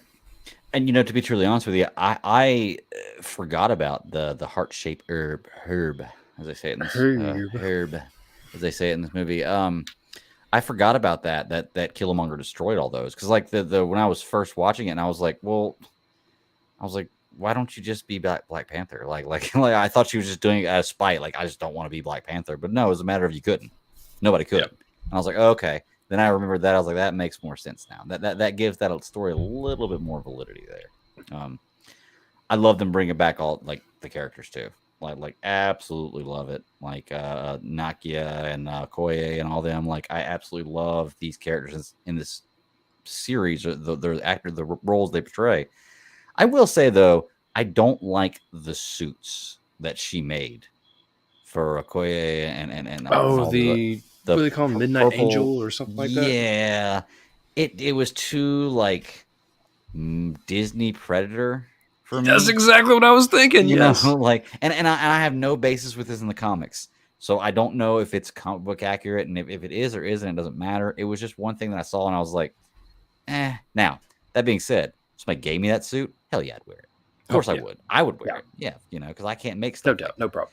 But just, I don't know, man. It just didn't sit right with me. And love the characters, and I do like the idea of them coming back with kind of superpowered suits, almost like Iron Man type suits, But I just didn't like the look of it. But it's hit or miss with that. What do you think of Ironheart? Really liked Riri's character. I thought that she played a slightly immature, over-intelligent kid. She was 19 years old. She's super duper smart. How she got her hands on all this junk and made it all look so cool, I have no idea. She had like an exoskeleton suit to start off with. It's very similar to Tony Stark. Yeah. I like the scene of who was it? Oh, Shuri Okoye and her in the dorm. It's where, she's throwing something at Okoye. She whips out the spear, and Shuri's just like, you brought a spear in here? And then you got Riri, who's just in the background going, you brought a spear in here. And just that 19-year-old, like, it just worked. Yeah. I was a fan of her character without knowing enough about it. I can't wait to see a TV show. I'm assuming the TV show is going to take place after all of this. Now that she has technology, she wasn't allowed to take the suit back with her. But she knows how to make it. But, I mean, yep, all she needs is the resources. And, like, what I thought one thing was going to be is that, the suit had a little bit more vibranium stuff in it. Mm-hmm. I'm not sure how much it did and how much it didn't, but I'm also not sure on, like, what she's using for blaster propulsion and all that kind of stuff. To power up. Yeah, questions to be answered for sure. Look, I don't know anything about the Ironheart character. 2016 was created by Brian Michael Bendis. I know that because I looked it up today. So, which is probably why I don't know much about the character. I haven't read a lot of newer comics, and especially Marvel. But I did look up some stuff today. The suit was okay. like it, if you're gonna have a super iron suit, okay, it looked, all right. I don't know if I necessarily like the idea that her face came off in like a heart shape. It's like we're hitting it, and then her little generator was a heart shape too. It's like we're hitting it a little too on the nose here, you know. And then I didn't understand why her helmet had grooves for dreadlocks. Like Did it? I didn't it pay did. attention to that. It did. Hmm. I was like, that's really, really strange. That's a really strange choice that they would choose to do that. But it wasn't something that like pissed me off or like maybe not like the character. I need more of this. I think I could like this character. I like the actors who played her, and I like the way she portrayed the character. I just don't know enough about her. I think that if I got a TV series from her, I could like it. I think they need to change the suit though. The helmet thing doesn't bother me. It's just the overall suit was just not working for me. It looked very it, it, it looked like, I've seen like, kids toys like they look like almost like kindergarten or preschool, like from like a Disney Plus show or something like that, right? Or a Disney show in general. It looked very much like that as an Iron Man suit. Like if you were to take it and make it look a little bit more wonky, like some of the stuff that's on TV now, that's exactly what my mind thought. And I was like, you know what? But this isn't her movie. I know that she is getting a show. It's already like it has a premise and cast and everything else. It just doesn't have a date yet. So we're going to be getting it. And I hope that, they do something with it. Yeah. The one thing with this character I was looking at last night, and I was like, man, you're telling me that she just built this suit and then all of a sudden she can fly it and just be cool with it. And I was like, that's not really. And I thought about it. And I was like, but then again, Tony Stark did fly the suit the first night he painted it, and he flew it pretty well the next day. So I was like, well, okay. Yeah, I guess so. If you're that smart, you're that smart. And, I mean, as someone who probably has a much greater knowledge, though, I mean, I guess if she's super, there's no good argument to have there. Like no, she's a superhero. She knows how to use her suit. That's the art. That's all there is to it. I'm gonna find the pictures, but there are pictures of her suit that were totally different than what we actually got. To me, they were totally different than what we got in the actual movie. Which would make more sense as to Shuri telling Actually, I just found them. I'll send them to you in just a second. But yeah, you take a look at them and like tell me what you think. Sure. Oh, they're on my phone. Oh, you're on your phone. Okay. I'm trying to think. Ross. Always like this guy's character. I think he does a great job. He plays a slightly different character in this one than he does in the other one. He seems more put together in this one than he did in the last one. The last one, he seems kind of frantic and not really knowing what he's doing. And he's behind the eight ball and everything. And I get it. He's just learning about Wakanda and everything else. But this one, he seems a lot more put together, with the exception of what's her name, Valentina Dreyfus. Yeah. It's so funny that I can remember the names of the actors a lot of times, but I can't remember the name of their characters they play. It's weird. But did we know before this movie that they were married? No. Was that a little nugget dropped here? Okay. It definitely felt like it was an in passing conversation piece, and they just definitely dropped that bomb. Which, I mean, it made how she was able to read him and apparently bug the bracelet, bug the beads. I'm like, 'cause I don't know how you do that. How do you bug that? They're already unexplainable in how they work, but how do you bug that? I just don't get it. Cool to have some. Oh, really totally. Cool they do everything. Mm-hmm. It's either that I either want that in the future, or I want the communication like they have in Peripheral, where you can just like call somebody by doing that. And that's the future right there, buddy. I'm telling you, people having implants for stuff like that, that is the damn future. It's going to happen in our lifetime. I promise you it will. All right. We can't talk about this movie without talking about Namor and his race of people. So I did find it interesting that they go back to 1500s when they show him getting his powers, and they show and then they go to his mother dying, and they go back to this land to bury his mother, and there's people that are being taken over by slave owners, I guess you would call it. And of course the slave owner has to be a old white man, because old white men are the only people in the world that have ever owned slaves, even though there's still countries that do it to this day, and it's been done since the beginning of history. But I did find that, well, there you go. I liked Namor the character. I liked the actor. The look didn't sit right with me at the beginning, but it worked for me. It eventually grew on me. It worked for me. It was just fine. The fear that I had did come true though. It just looks weird having a guy fly with little bitty wings on his ankles. It Yeah, just but looks weird, there is. I tried thinking about that whenever I saw the trailer, and it was, how do you make that look good while still keeping the idea of it?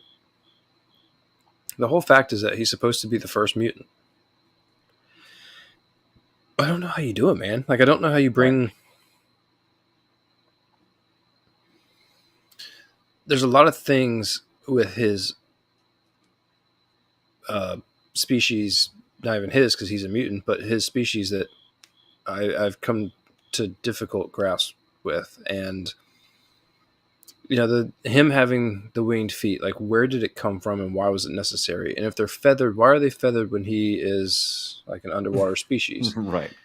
And so, yeah, there's a lot of that. But at the same time, there's also,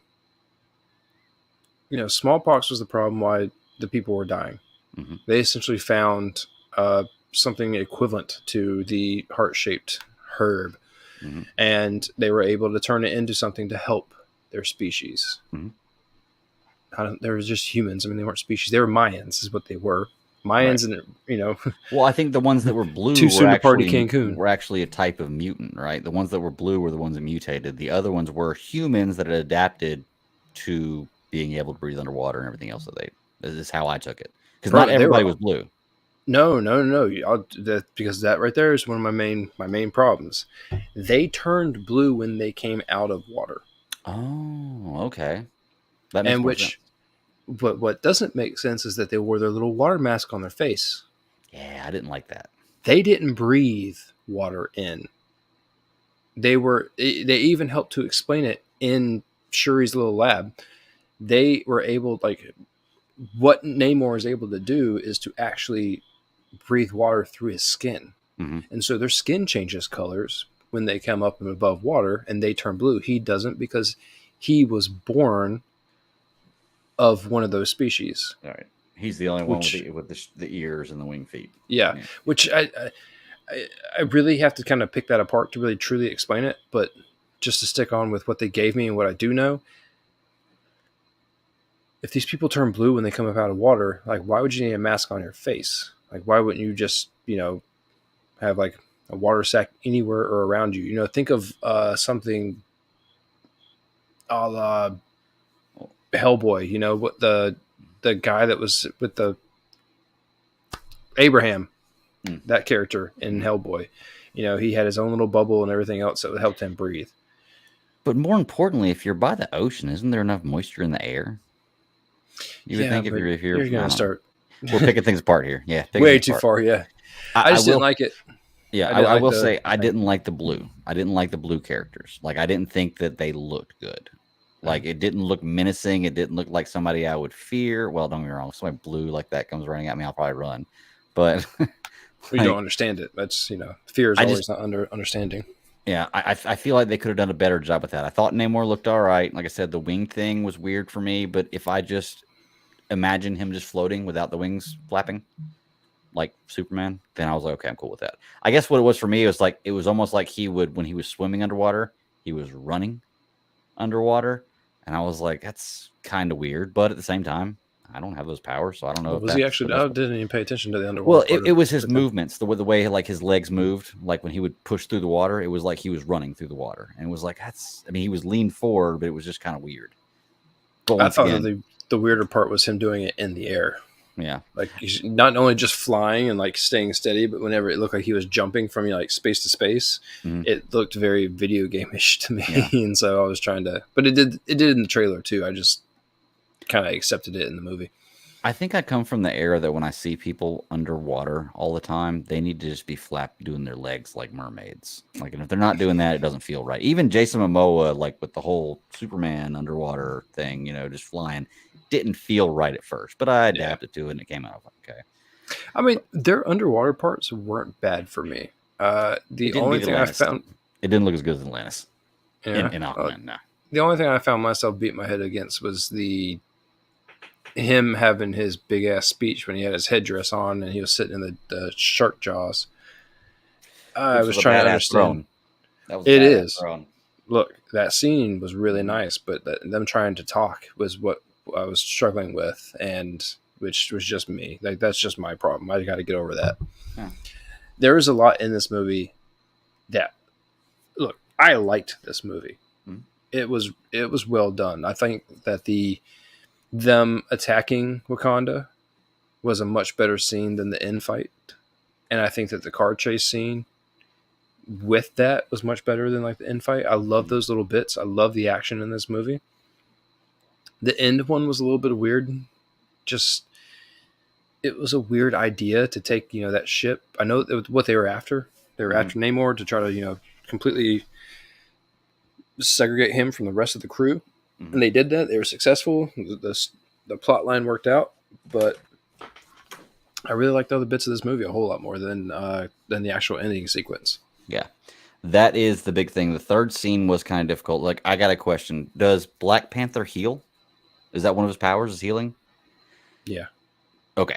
Then I can live with Shuri taking a spear straight through her stomach and her vital organs and kind of walking away from it then, if that's the case. If they have the ability to heal. I wasn't sure. And I was like, wait I don't a know second. how fast. Like, I don't know if it's like you can take multiple blows before like it just becomes redundant. But yeah. She took a pretty good one. Like a pretty The suit is actually supposed to be really good. I mean, you saw T'Challa take a bullet to the hand in Civil War. But that was an old suit. But they made it a point to say that Namor's spear was pure, like, raw vibranium. Like, it was like the spear of all spears. So that's what I was questioning too. That made a little more sense. There were multiple spears. Was that his, or was that one that was just on the ship? I don't know. That's a good point. It's a good question. I have to go back and review it and check it out. I'm not sure. There was one. Oh yeah, and then the other thing with the third event, with that final act, like you said, they have that ship out there, and I get the premise of it, and I get the idea. But like, there's the one point where there's very few Wakandans left, and they're being overrun, and they run into this corner, and they're like holding him in this corner for like 10 minutes of the movie, and I'm like, no, if they pushed him back there, you're just gonna push him off, like, or you're gonna kill him. But they're holding him there for like 10 minutes, and I'm like, why? That wasn't that little scene of them being at the edge should have only been shown right as the resolution to the conflict came.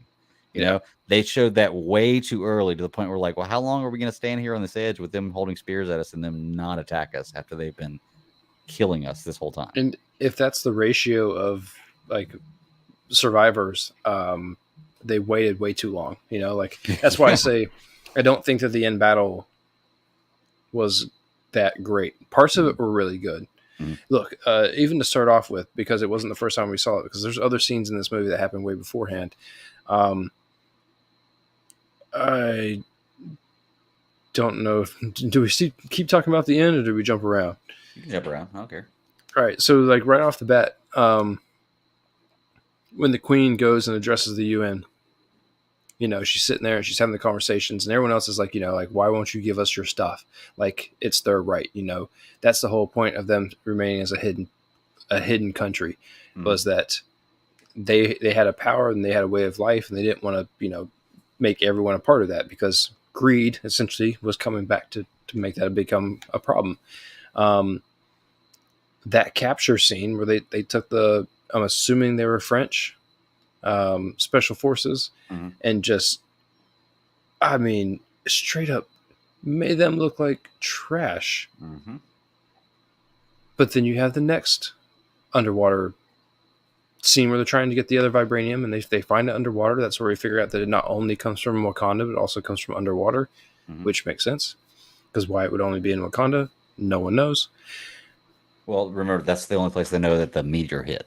Remember, that was how it got to Wakanda. So, but the scene with the I don't know, what are we gonna call? What's the name of his species? Namor's. Namor's. Oh gosh, I don't know. I keep wanting to say Atlanteans, but we'll say we'll just call them the underwater people. When they came out and they started doing their little siren singing, I'm like, that's a cool aspect that they didn't need to incorporate, but they made it work very well. And it also made me wonder, like, why do you need the mask on at that point? Like, they're all in water, so on and so forth. That's when I started getting a little crazy with it. But I do like that little siren singing aspect, and they kept on trying to pull it and show it off again. Mm-hmm. But the end battle had them bringing one subsonic sort of cannon underwater to actually try to disperse the wildlife. One. Yeah. Yeah. I know they definitely underestimated that, and then maybe they were rushed. Who knows? I know that I love those aqua bombs. Whatever those Crazy, water right? bomb things they had, those things were awesome. And what a I cool love idea how to they bring a packed whole a bunch of them up. punch. Yeah. They do need to explain a little more about water traveling in this. Like, how does Namor get from like the ocean to like coming up out of like a body of water that's not connected to the ocean in any way, shape, Well, I or don't form? think that they were in a lake, were they? I don't know. Like, I mean, maybe I don't know. I don't know the whereabouts of Wakanda or like the layout of it. I mean, they do have water there, so maybe it does run into the ocean. I'm not sure. Oh, that definitely seemed like it was like a wide throat of body, if you will, of water. Okay. Oh, maybe. I don't know. I'm trying to think. What else? So I did not expect the mother to die. True. I get the point behind it. I did not expect it though. I didn't understand it either because like her and Ironheart both get knocked into this water, right? And Ironheart's below her, and she's conscious. She swims down to her. And she brings her up to the top. But when she gets to the top, she's unconscious. I'm like, how does that work? Unless in like the last 5 feet, because we saw her swimming up to like the last 5 feet of water. Unless like she passed out right at that point, like 5 feet before she hit the surface. It's You know? physical exertion. So what you do Yeah. have is, what look, it's stupid to say that it's scientifically proven, but if you get knocked out, you're not going to breathe as fast and as crazy as you would be if you're trying to physically exert yourself to swim, and not only that, but to use your body. So when Riri was knocked out, she's essentially just breathing like normal, and she's sinking because like as she's breathing water in, she's taking water in. Mm-hmm. Whereas the mother, when you go through that rate of like your heart rate going like crazy, Mm-hmm. at some point you have to stop and actually breathe. And if she doesn't make it up within that last 5 feet and actually take a breath, then she's going to be a lot worse off, Right, than Riri was the whole entire time. You also had to have some kind of way to show that she sacrificed herself for, for Riri. So I mean, that's the simple solution to that. But and the other hurdle, the other struggle for Shuri to go through. Oh yeah, exactly. And then I did not. The surprise was I did not know Killmonger was in this movie. Spoilers.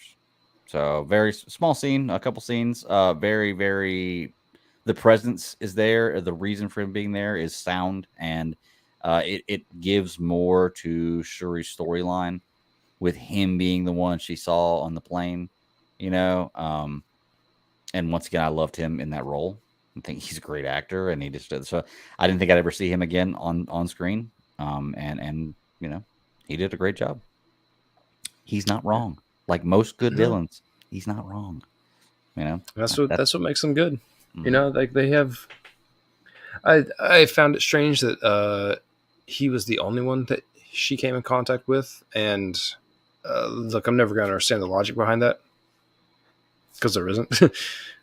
Well, it's magic. They go to another plane, so on and so forth. But yeah, I think the way she explained it was it's who comes to you. Because that's why she was mad at her mother and her father and her brother, because she said nobody came to me. And that's why she didn't believe it was true, because she didn't believe nobody would come to her.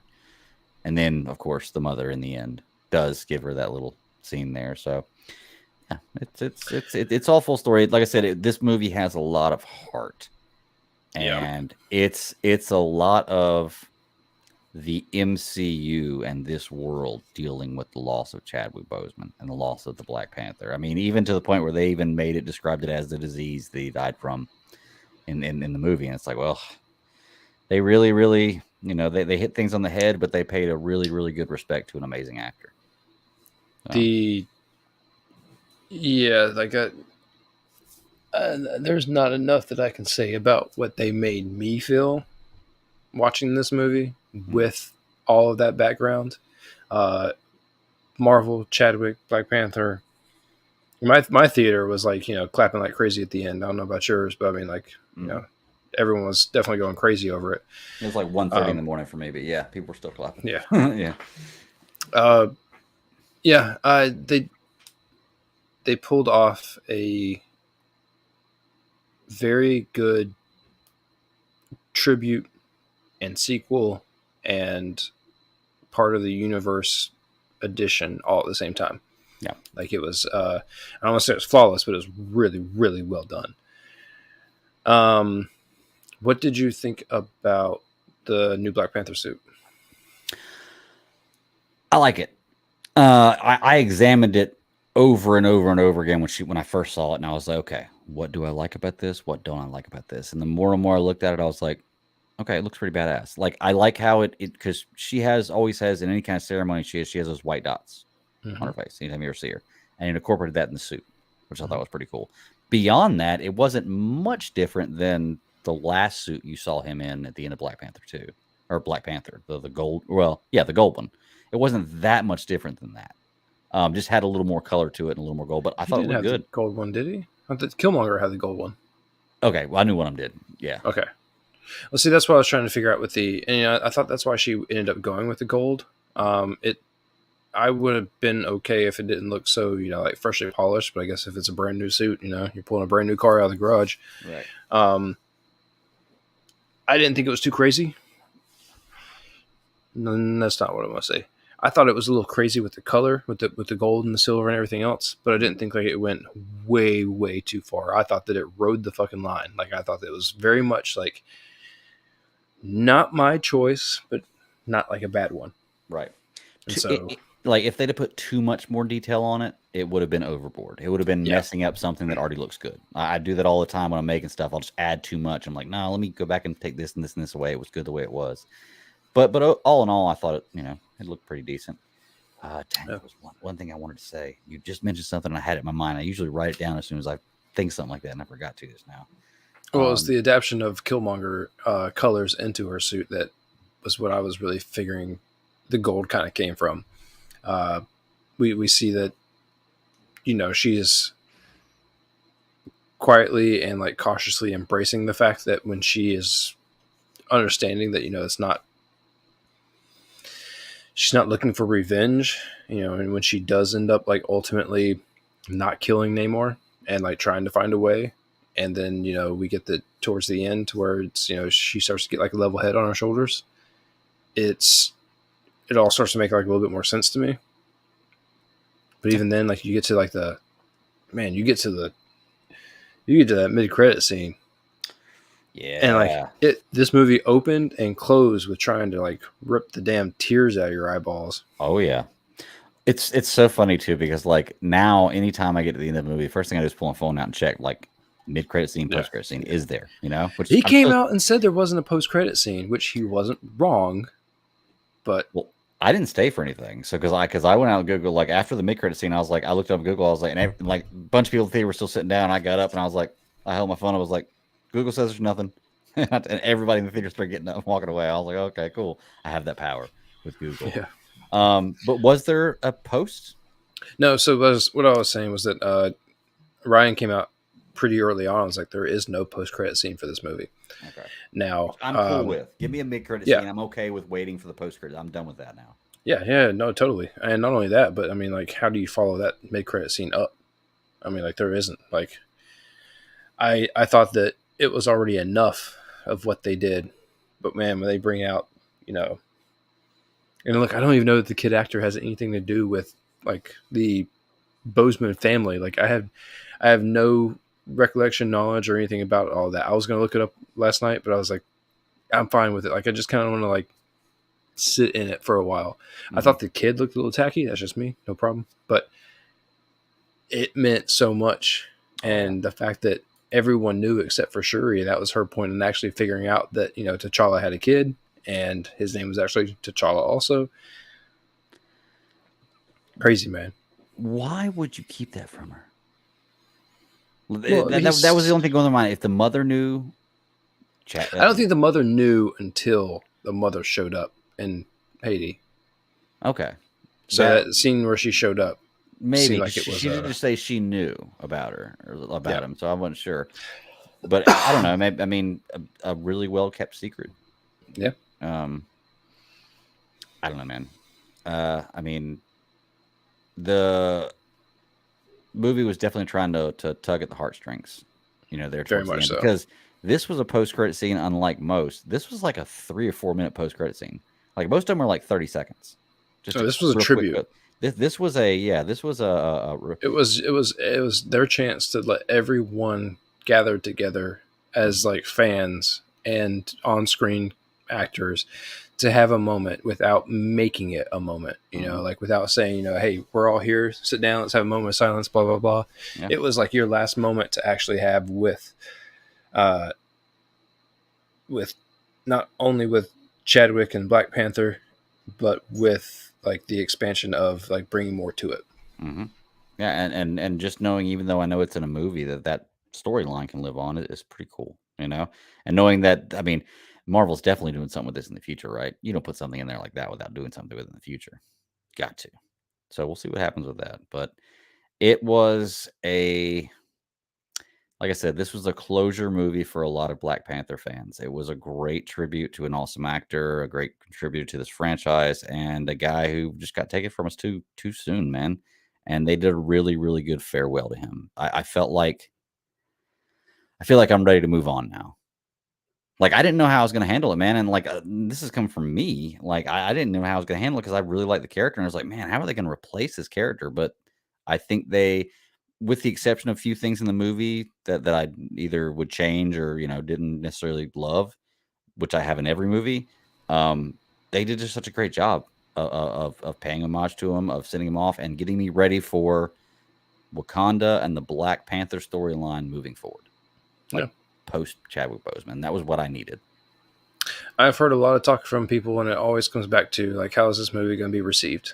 Mhm. I don't think that this movie will see a whole lot of negative anything about it. Yeah. Like Black Panther already had um, an enormous fan base Mhm. with black people in general. It's a culture movie. If you Yeah. want to talk about a culture movie, not only an MCU movie, like Black Panther brought in so many people. Yeah. And then you get this, and I mean, like, they knocked it out of the park with making everyone miss and openly like care for Chadwick Boseman and Black Panther Mhm. because, like you said, he didn't tell anyone that he was sick. No, he was He working kept through it that the in whole his time. complete Yeah. inner circle, Yeah. and he worked through being sick the whole entire time. Like he lived his best days at the end of his life. Mhm. Yeah. They this movie, man, like I said, it's a good tribute, and I feel like that if you go see this movie, and even if you don't love it, I don't think that there's anything in this movie that's so bad that it can take away from the good parts. Like, there are so many Yeah, good parts about this movie that they could probably even have a few more bad things in there, and I'd still say, well, it was a pretty damn good movie. Like, it had a lot of real, like, the great parts are way up here. Some of the very lower much stuff so. is kind of in here, but the great parts are way, way, way up here, and it was just awesome to see.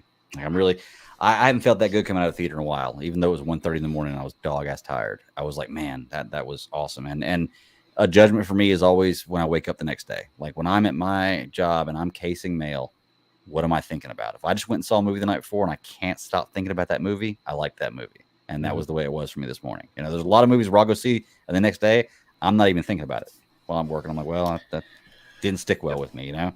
This movie I've been thinking about all day long and have been excited to talk about it tonight. So, and I'm sure we're going to be talking about it next week. So I'm sure Sarah's going to want to talk about it too. Yeah, I was already gonna So, say I know we're not hitting on everything, but I'm pretty sure that we're gonna be talking about it again next week. all right. I will definitely say that if it were me, I don't know what the plan is for the MCU and Black Panther and so on for going forward. Mhm. But I would have turned this into a two-parter, and I would have kept Namor the bad guy, and I would have built the whole scene up to him basically trying to destroy Wakanda, and then the second half being the redemption arc. And I thought that you could have told a longer, better story through 2 movies, and not only that, but you could have really given the heart and compassion for this one for Chadwick right off the bat, and still carry that into like Mhm. finding out about the child and like the end of the second one. Right. And Uh, that actually was one thing that I did say this morning. One complaint, not a complaint, but one thing I negative I told the fellas at work this morning. I was like, it's a long movie, but even with it being a long movie, it still at some points and times feels kind of rushed. yeah, So I feel like they could have either made it longer, which people wouldn't have liked, or they could have made it into two different movies. And I that's liked Evil whatever you're saying. Namor. I Mhm. think that they could have really rocked Oh with that yeah, for a minute. yeah, because he's a He could have badass. been, yeah. He's got that calm evil about him. hmm Like, just wait, I'm going to fuck you up in a minute. Don't worry. But yeah, man. All in all, I would say you want to give it a number grade, 1 out of 10. It gets a good high 8. I really just right now thinking off the cuff, Mm. it was a good movie. It had also had a lot more of like true life going into it, Mhm. and I mean that's gonna win a lot no matter what. Yeah, this movie So carried a lot of baggage. Yeah, yeah, and it handled it well. I'm right there with you, man. That's right what I was thinking was right in that 8 range. It could go up if I watch it again. I doubt it'll go down. Like I said, I don't think the bad parts. I don't think I'm going to watch this movie and see something I didn't see before. It's going to be like, ugh. totally. I think everything bad I've seen, everything bad about this movie, I've already seen, and I'm okay with. I'm just ready to find more cool stuff about this movie. And like I said, I'm not going to go see it in theaters again, but I will definitely give this one another viewing. I need to compare it. I need to watch the first one and watch the second one, like back to back, to really get Yep. a good comparison of which one I like more. I still think I like the first one better, but this was a good movie. I recommend it for anybody. Yeah, I don't know how. I mean, I know time frame rise. It fits in pretty much right where it's supposed to. We're only 6 months out from the events of Endgame in time, like true time wise. Like all that stuff happened in 2023, Oh, and okay. so if we're like really talking about how we're catching up to the time frame where all these movies actually should be taking place, this one definitely it brought up Thanos. It talked about the 5 year, well, actually 6 years that. What was what's Lupita's character's name? The mother of the mother of the child. But she was gone for 6 years, and when she lost Chadwick, or when she lost T'Challa, Nakia. yeah. Which, by And the so- way, my goodness gracious, she was looking good in this movie. Yeah. Like, not saying she doesn't know, but my goodness gracious. Mhm. But, like, oh man, yeah, I could definitely. But see yeah, why Black Panther you get so many good things out of it, and it's unfolding. Like was this the last movie in this phase? So this ends phase 5. Does it? I believe so. Oh, okay. I didn't know that. Yeah. Wow. I'll only say it. We can talk about it for a quick couple minutes, and then really that's it. An article I read that was the top 10. What is it? Redditor complaints or I guess praises about the MCU Phase 5. And I don't know if they're in any particular order, but like number 1 was too many releases. Okay. Number 2 is a lot. Yep. formulaic Disney Plus shows. Okay. Number 3 was audiences with high expectations. That's true. Yep. Very much. I mean, how do you come off you can't come off the Infinity Saga without high expectations. Yep. Underwhelmed by character arcs. Some I have been. Some I've really enjoyed. Yeah, so I can see that. This one says hit or miss, which I guess either you like it or you don't like it. I think that's kind of the same thing as not liking the character arcs, but yeah, I don't know. One of them was breaking the mold, which I guess if you were to talk about how if there was like the Trinity, like the big 3 right off the bat, it kind of broke the mold of like how they told those stories, which a lot of people complain that those stories there wasn't anything wrong with them. Mm-hmm. but we're also looking at an evolution of a lot of things, not just filmmaking and like the advancement of characters and like that the more IP they have their hands on and everything else. Fan bait. That's always been here. Yeah. Fan bait's always been there, Pretty much what I thought about. When the internet got really strong and Marvel got popular, it was Yeah. fan bait was inevitable. So characters have the same personality. I guess you get some of that and you don't. Some, yeah. Some yeah, some no. And then people were complaining about no team ups, which, look, the team ups come with time. This Phase 5 was the introduction of a lot of things, and so I don't think you're going to get team ups in the introduction of storylines. There's a lot of people that can team up going forward, which I can already kind of ship here now, but. And I think that's the thing too, is a lot of people when they say team ups, they're wanting like Marvel, like in game, like level team ups or Infinity War level Civil team War, Hulk and Thor, just all sorts of different things. Those only happen in major comic lines though. Most of the time, of the time, the heroes team up, and honestly, in most movies, you have at least one or two heroes teaming up in just about every movie we have. This isn't gonna make a whole lot of sense, but Kate Bishop and Hawkeye. I mean, like that's a team up. That whole show was its own thing. Yeah. People complain. You got Loki and Loki, man and woman, but there's a lot of they twisted it and put it on its side for a lot of this, and which is a lot of people complain about Phase 5 because of its disconnect from the Infinity Saga. But I've liked what a good bit of it has done. It's a struggle because we don't see where it's going yet. Give it 5-10 years like we did the last one and just wait and see what happens. It's probably going to only take 5 years because they got so much more content coming out. Yeah. And yes, you can hate it or like not, hit or miss. You can think that you're underwhelmed by those characters. You can think all these things that these people are complaining about, but yeah, it's really just what are you going to be open-minded with what they're going to do going forward? It's true. Or do you want to learn something new? Yeah, I think for me, it's like a situation where I can look at the first 4 phases. That's up through Endgame, right? Or through Spider-Man Homecoming. Yeah. Okay. Nope. Yeah. Right. Or no, was this Spider-Man Far From Home? This was the end of Phase 4. Yeah, that's the end of Phase 4. Spider-Man Far From Home, right? Because that was the one with Mysterio came out right after. This is the end of Phase 4. Okay, that's what I thought, and you said earlier the end of Phase 5. Did I say Phase 5? My bad. My bad. Okay, well, anyway, I would say those movies up to Spider-Man Homecoming, I liked 95% of what I saw. Yeah. This phase, I've liked, and like I said, it's not like this is a terrible phase. I would say I've probably liked about 80% of what I saw. So it's not quite as much, but I still like a lot of the stuff I've seen. Mm-hmm. I have problems with some of the things. Like WandaVision wasn't my favorite, but it was pretty good. It was still good. Falcon and Winter Soldier, I don't even think I finished that series, to be truly honest with you. I may have, but I don't even know if I finished that series. Loki, I loved. Think about it. When Thor came out, what were we talking about? They had more content in this one phase than they did in like all the other 3 phases combined. And so it is too many releases. Mm-hmm. It's many releases. Whether or not you think it's too many or not enough, like that's up to you. But well, of that list you just gave me, I can argue with just about every one. Be like, yeah, I could see that some way, some way, the other. But that one right there, that is maybe one of the key problems. Is it's just the candy's not as good when you get it all the time.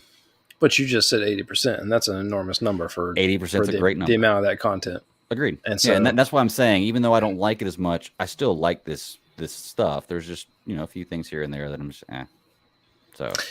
The last thing on that list was the great characters are gone, and that's, one of my beefs that it's taken me a minute to get over. But yeah, like you said, it happens. How do you not move forward?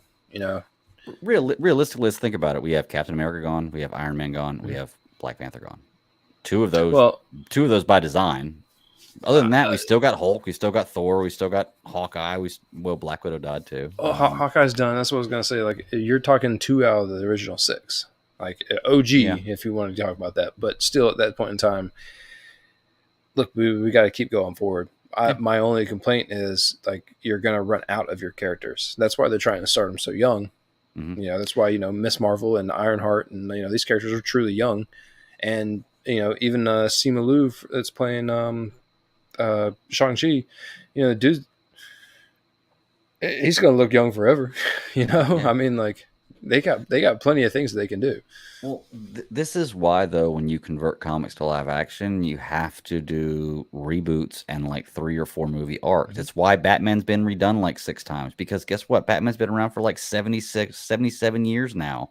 So the 77-year Batman 77 years ago is not going to be the same as Batman. If you're going to put it realistically, people age. That's all there is to it.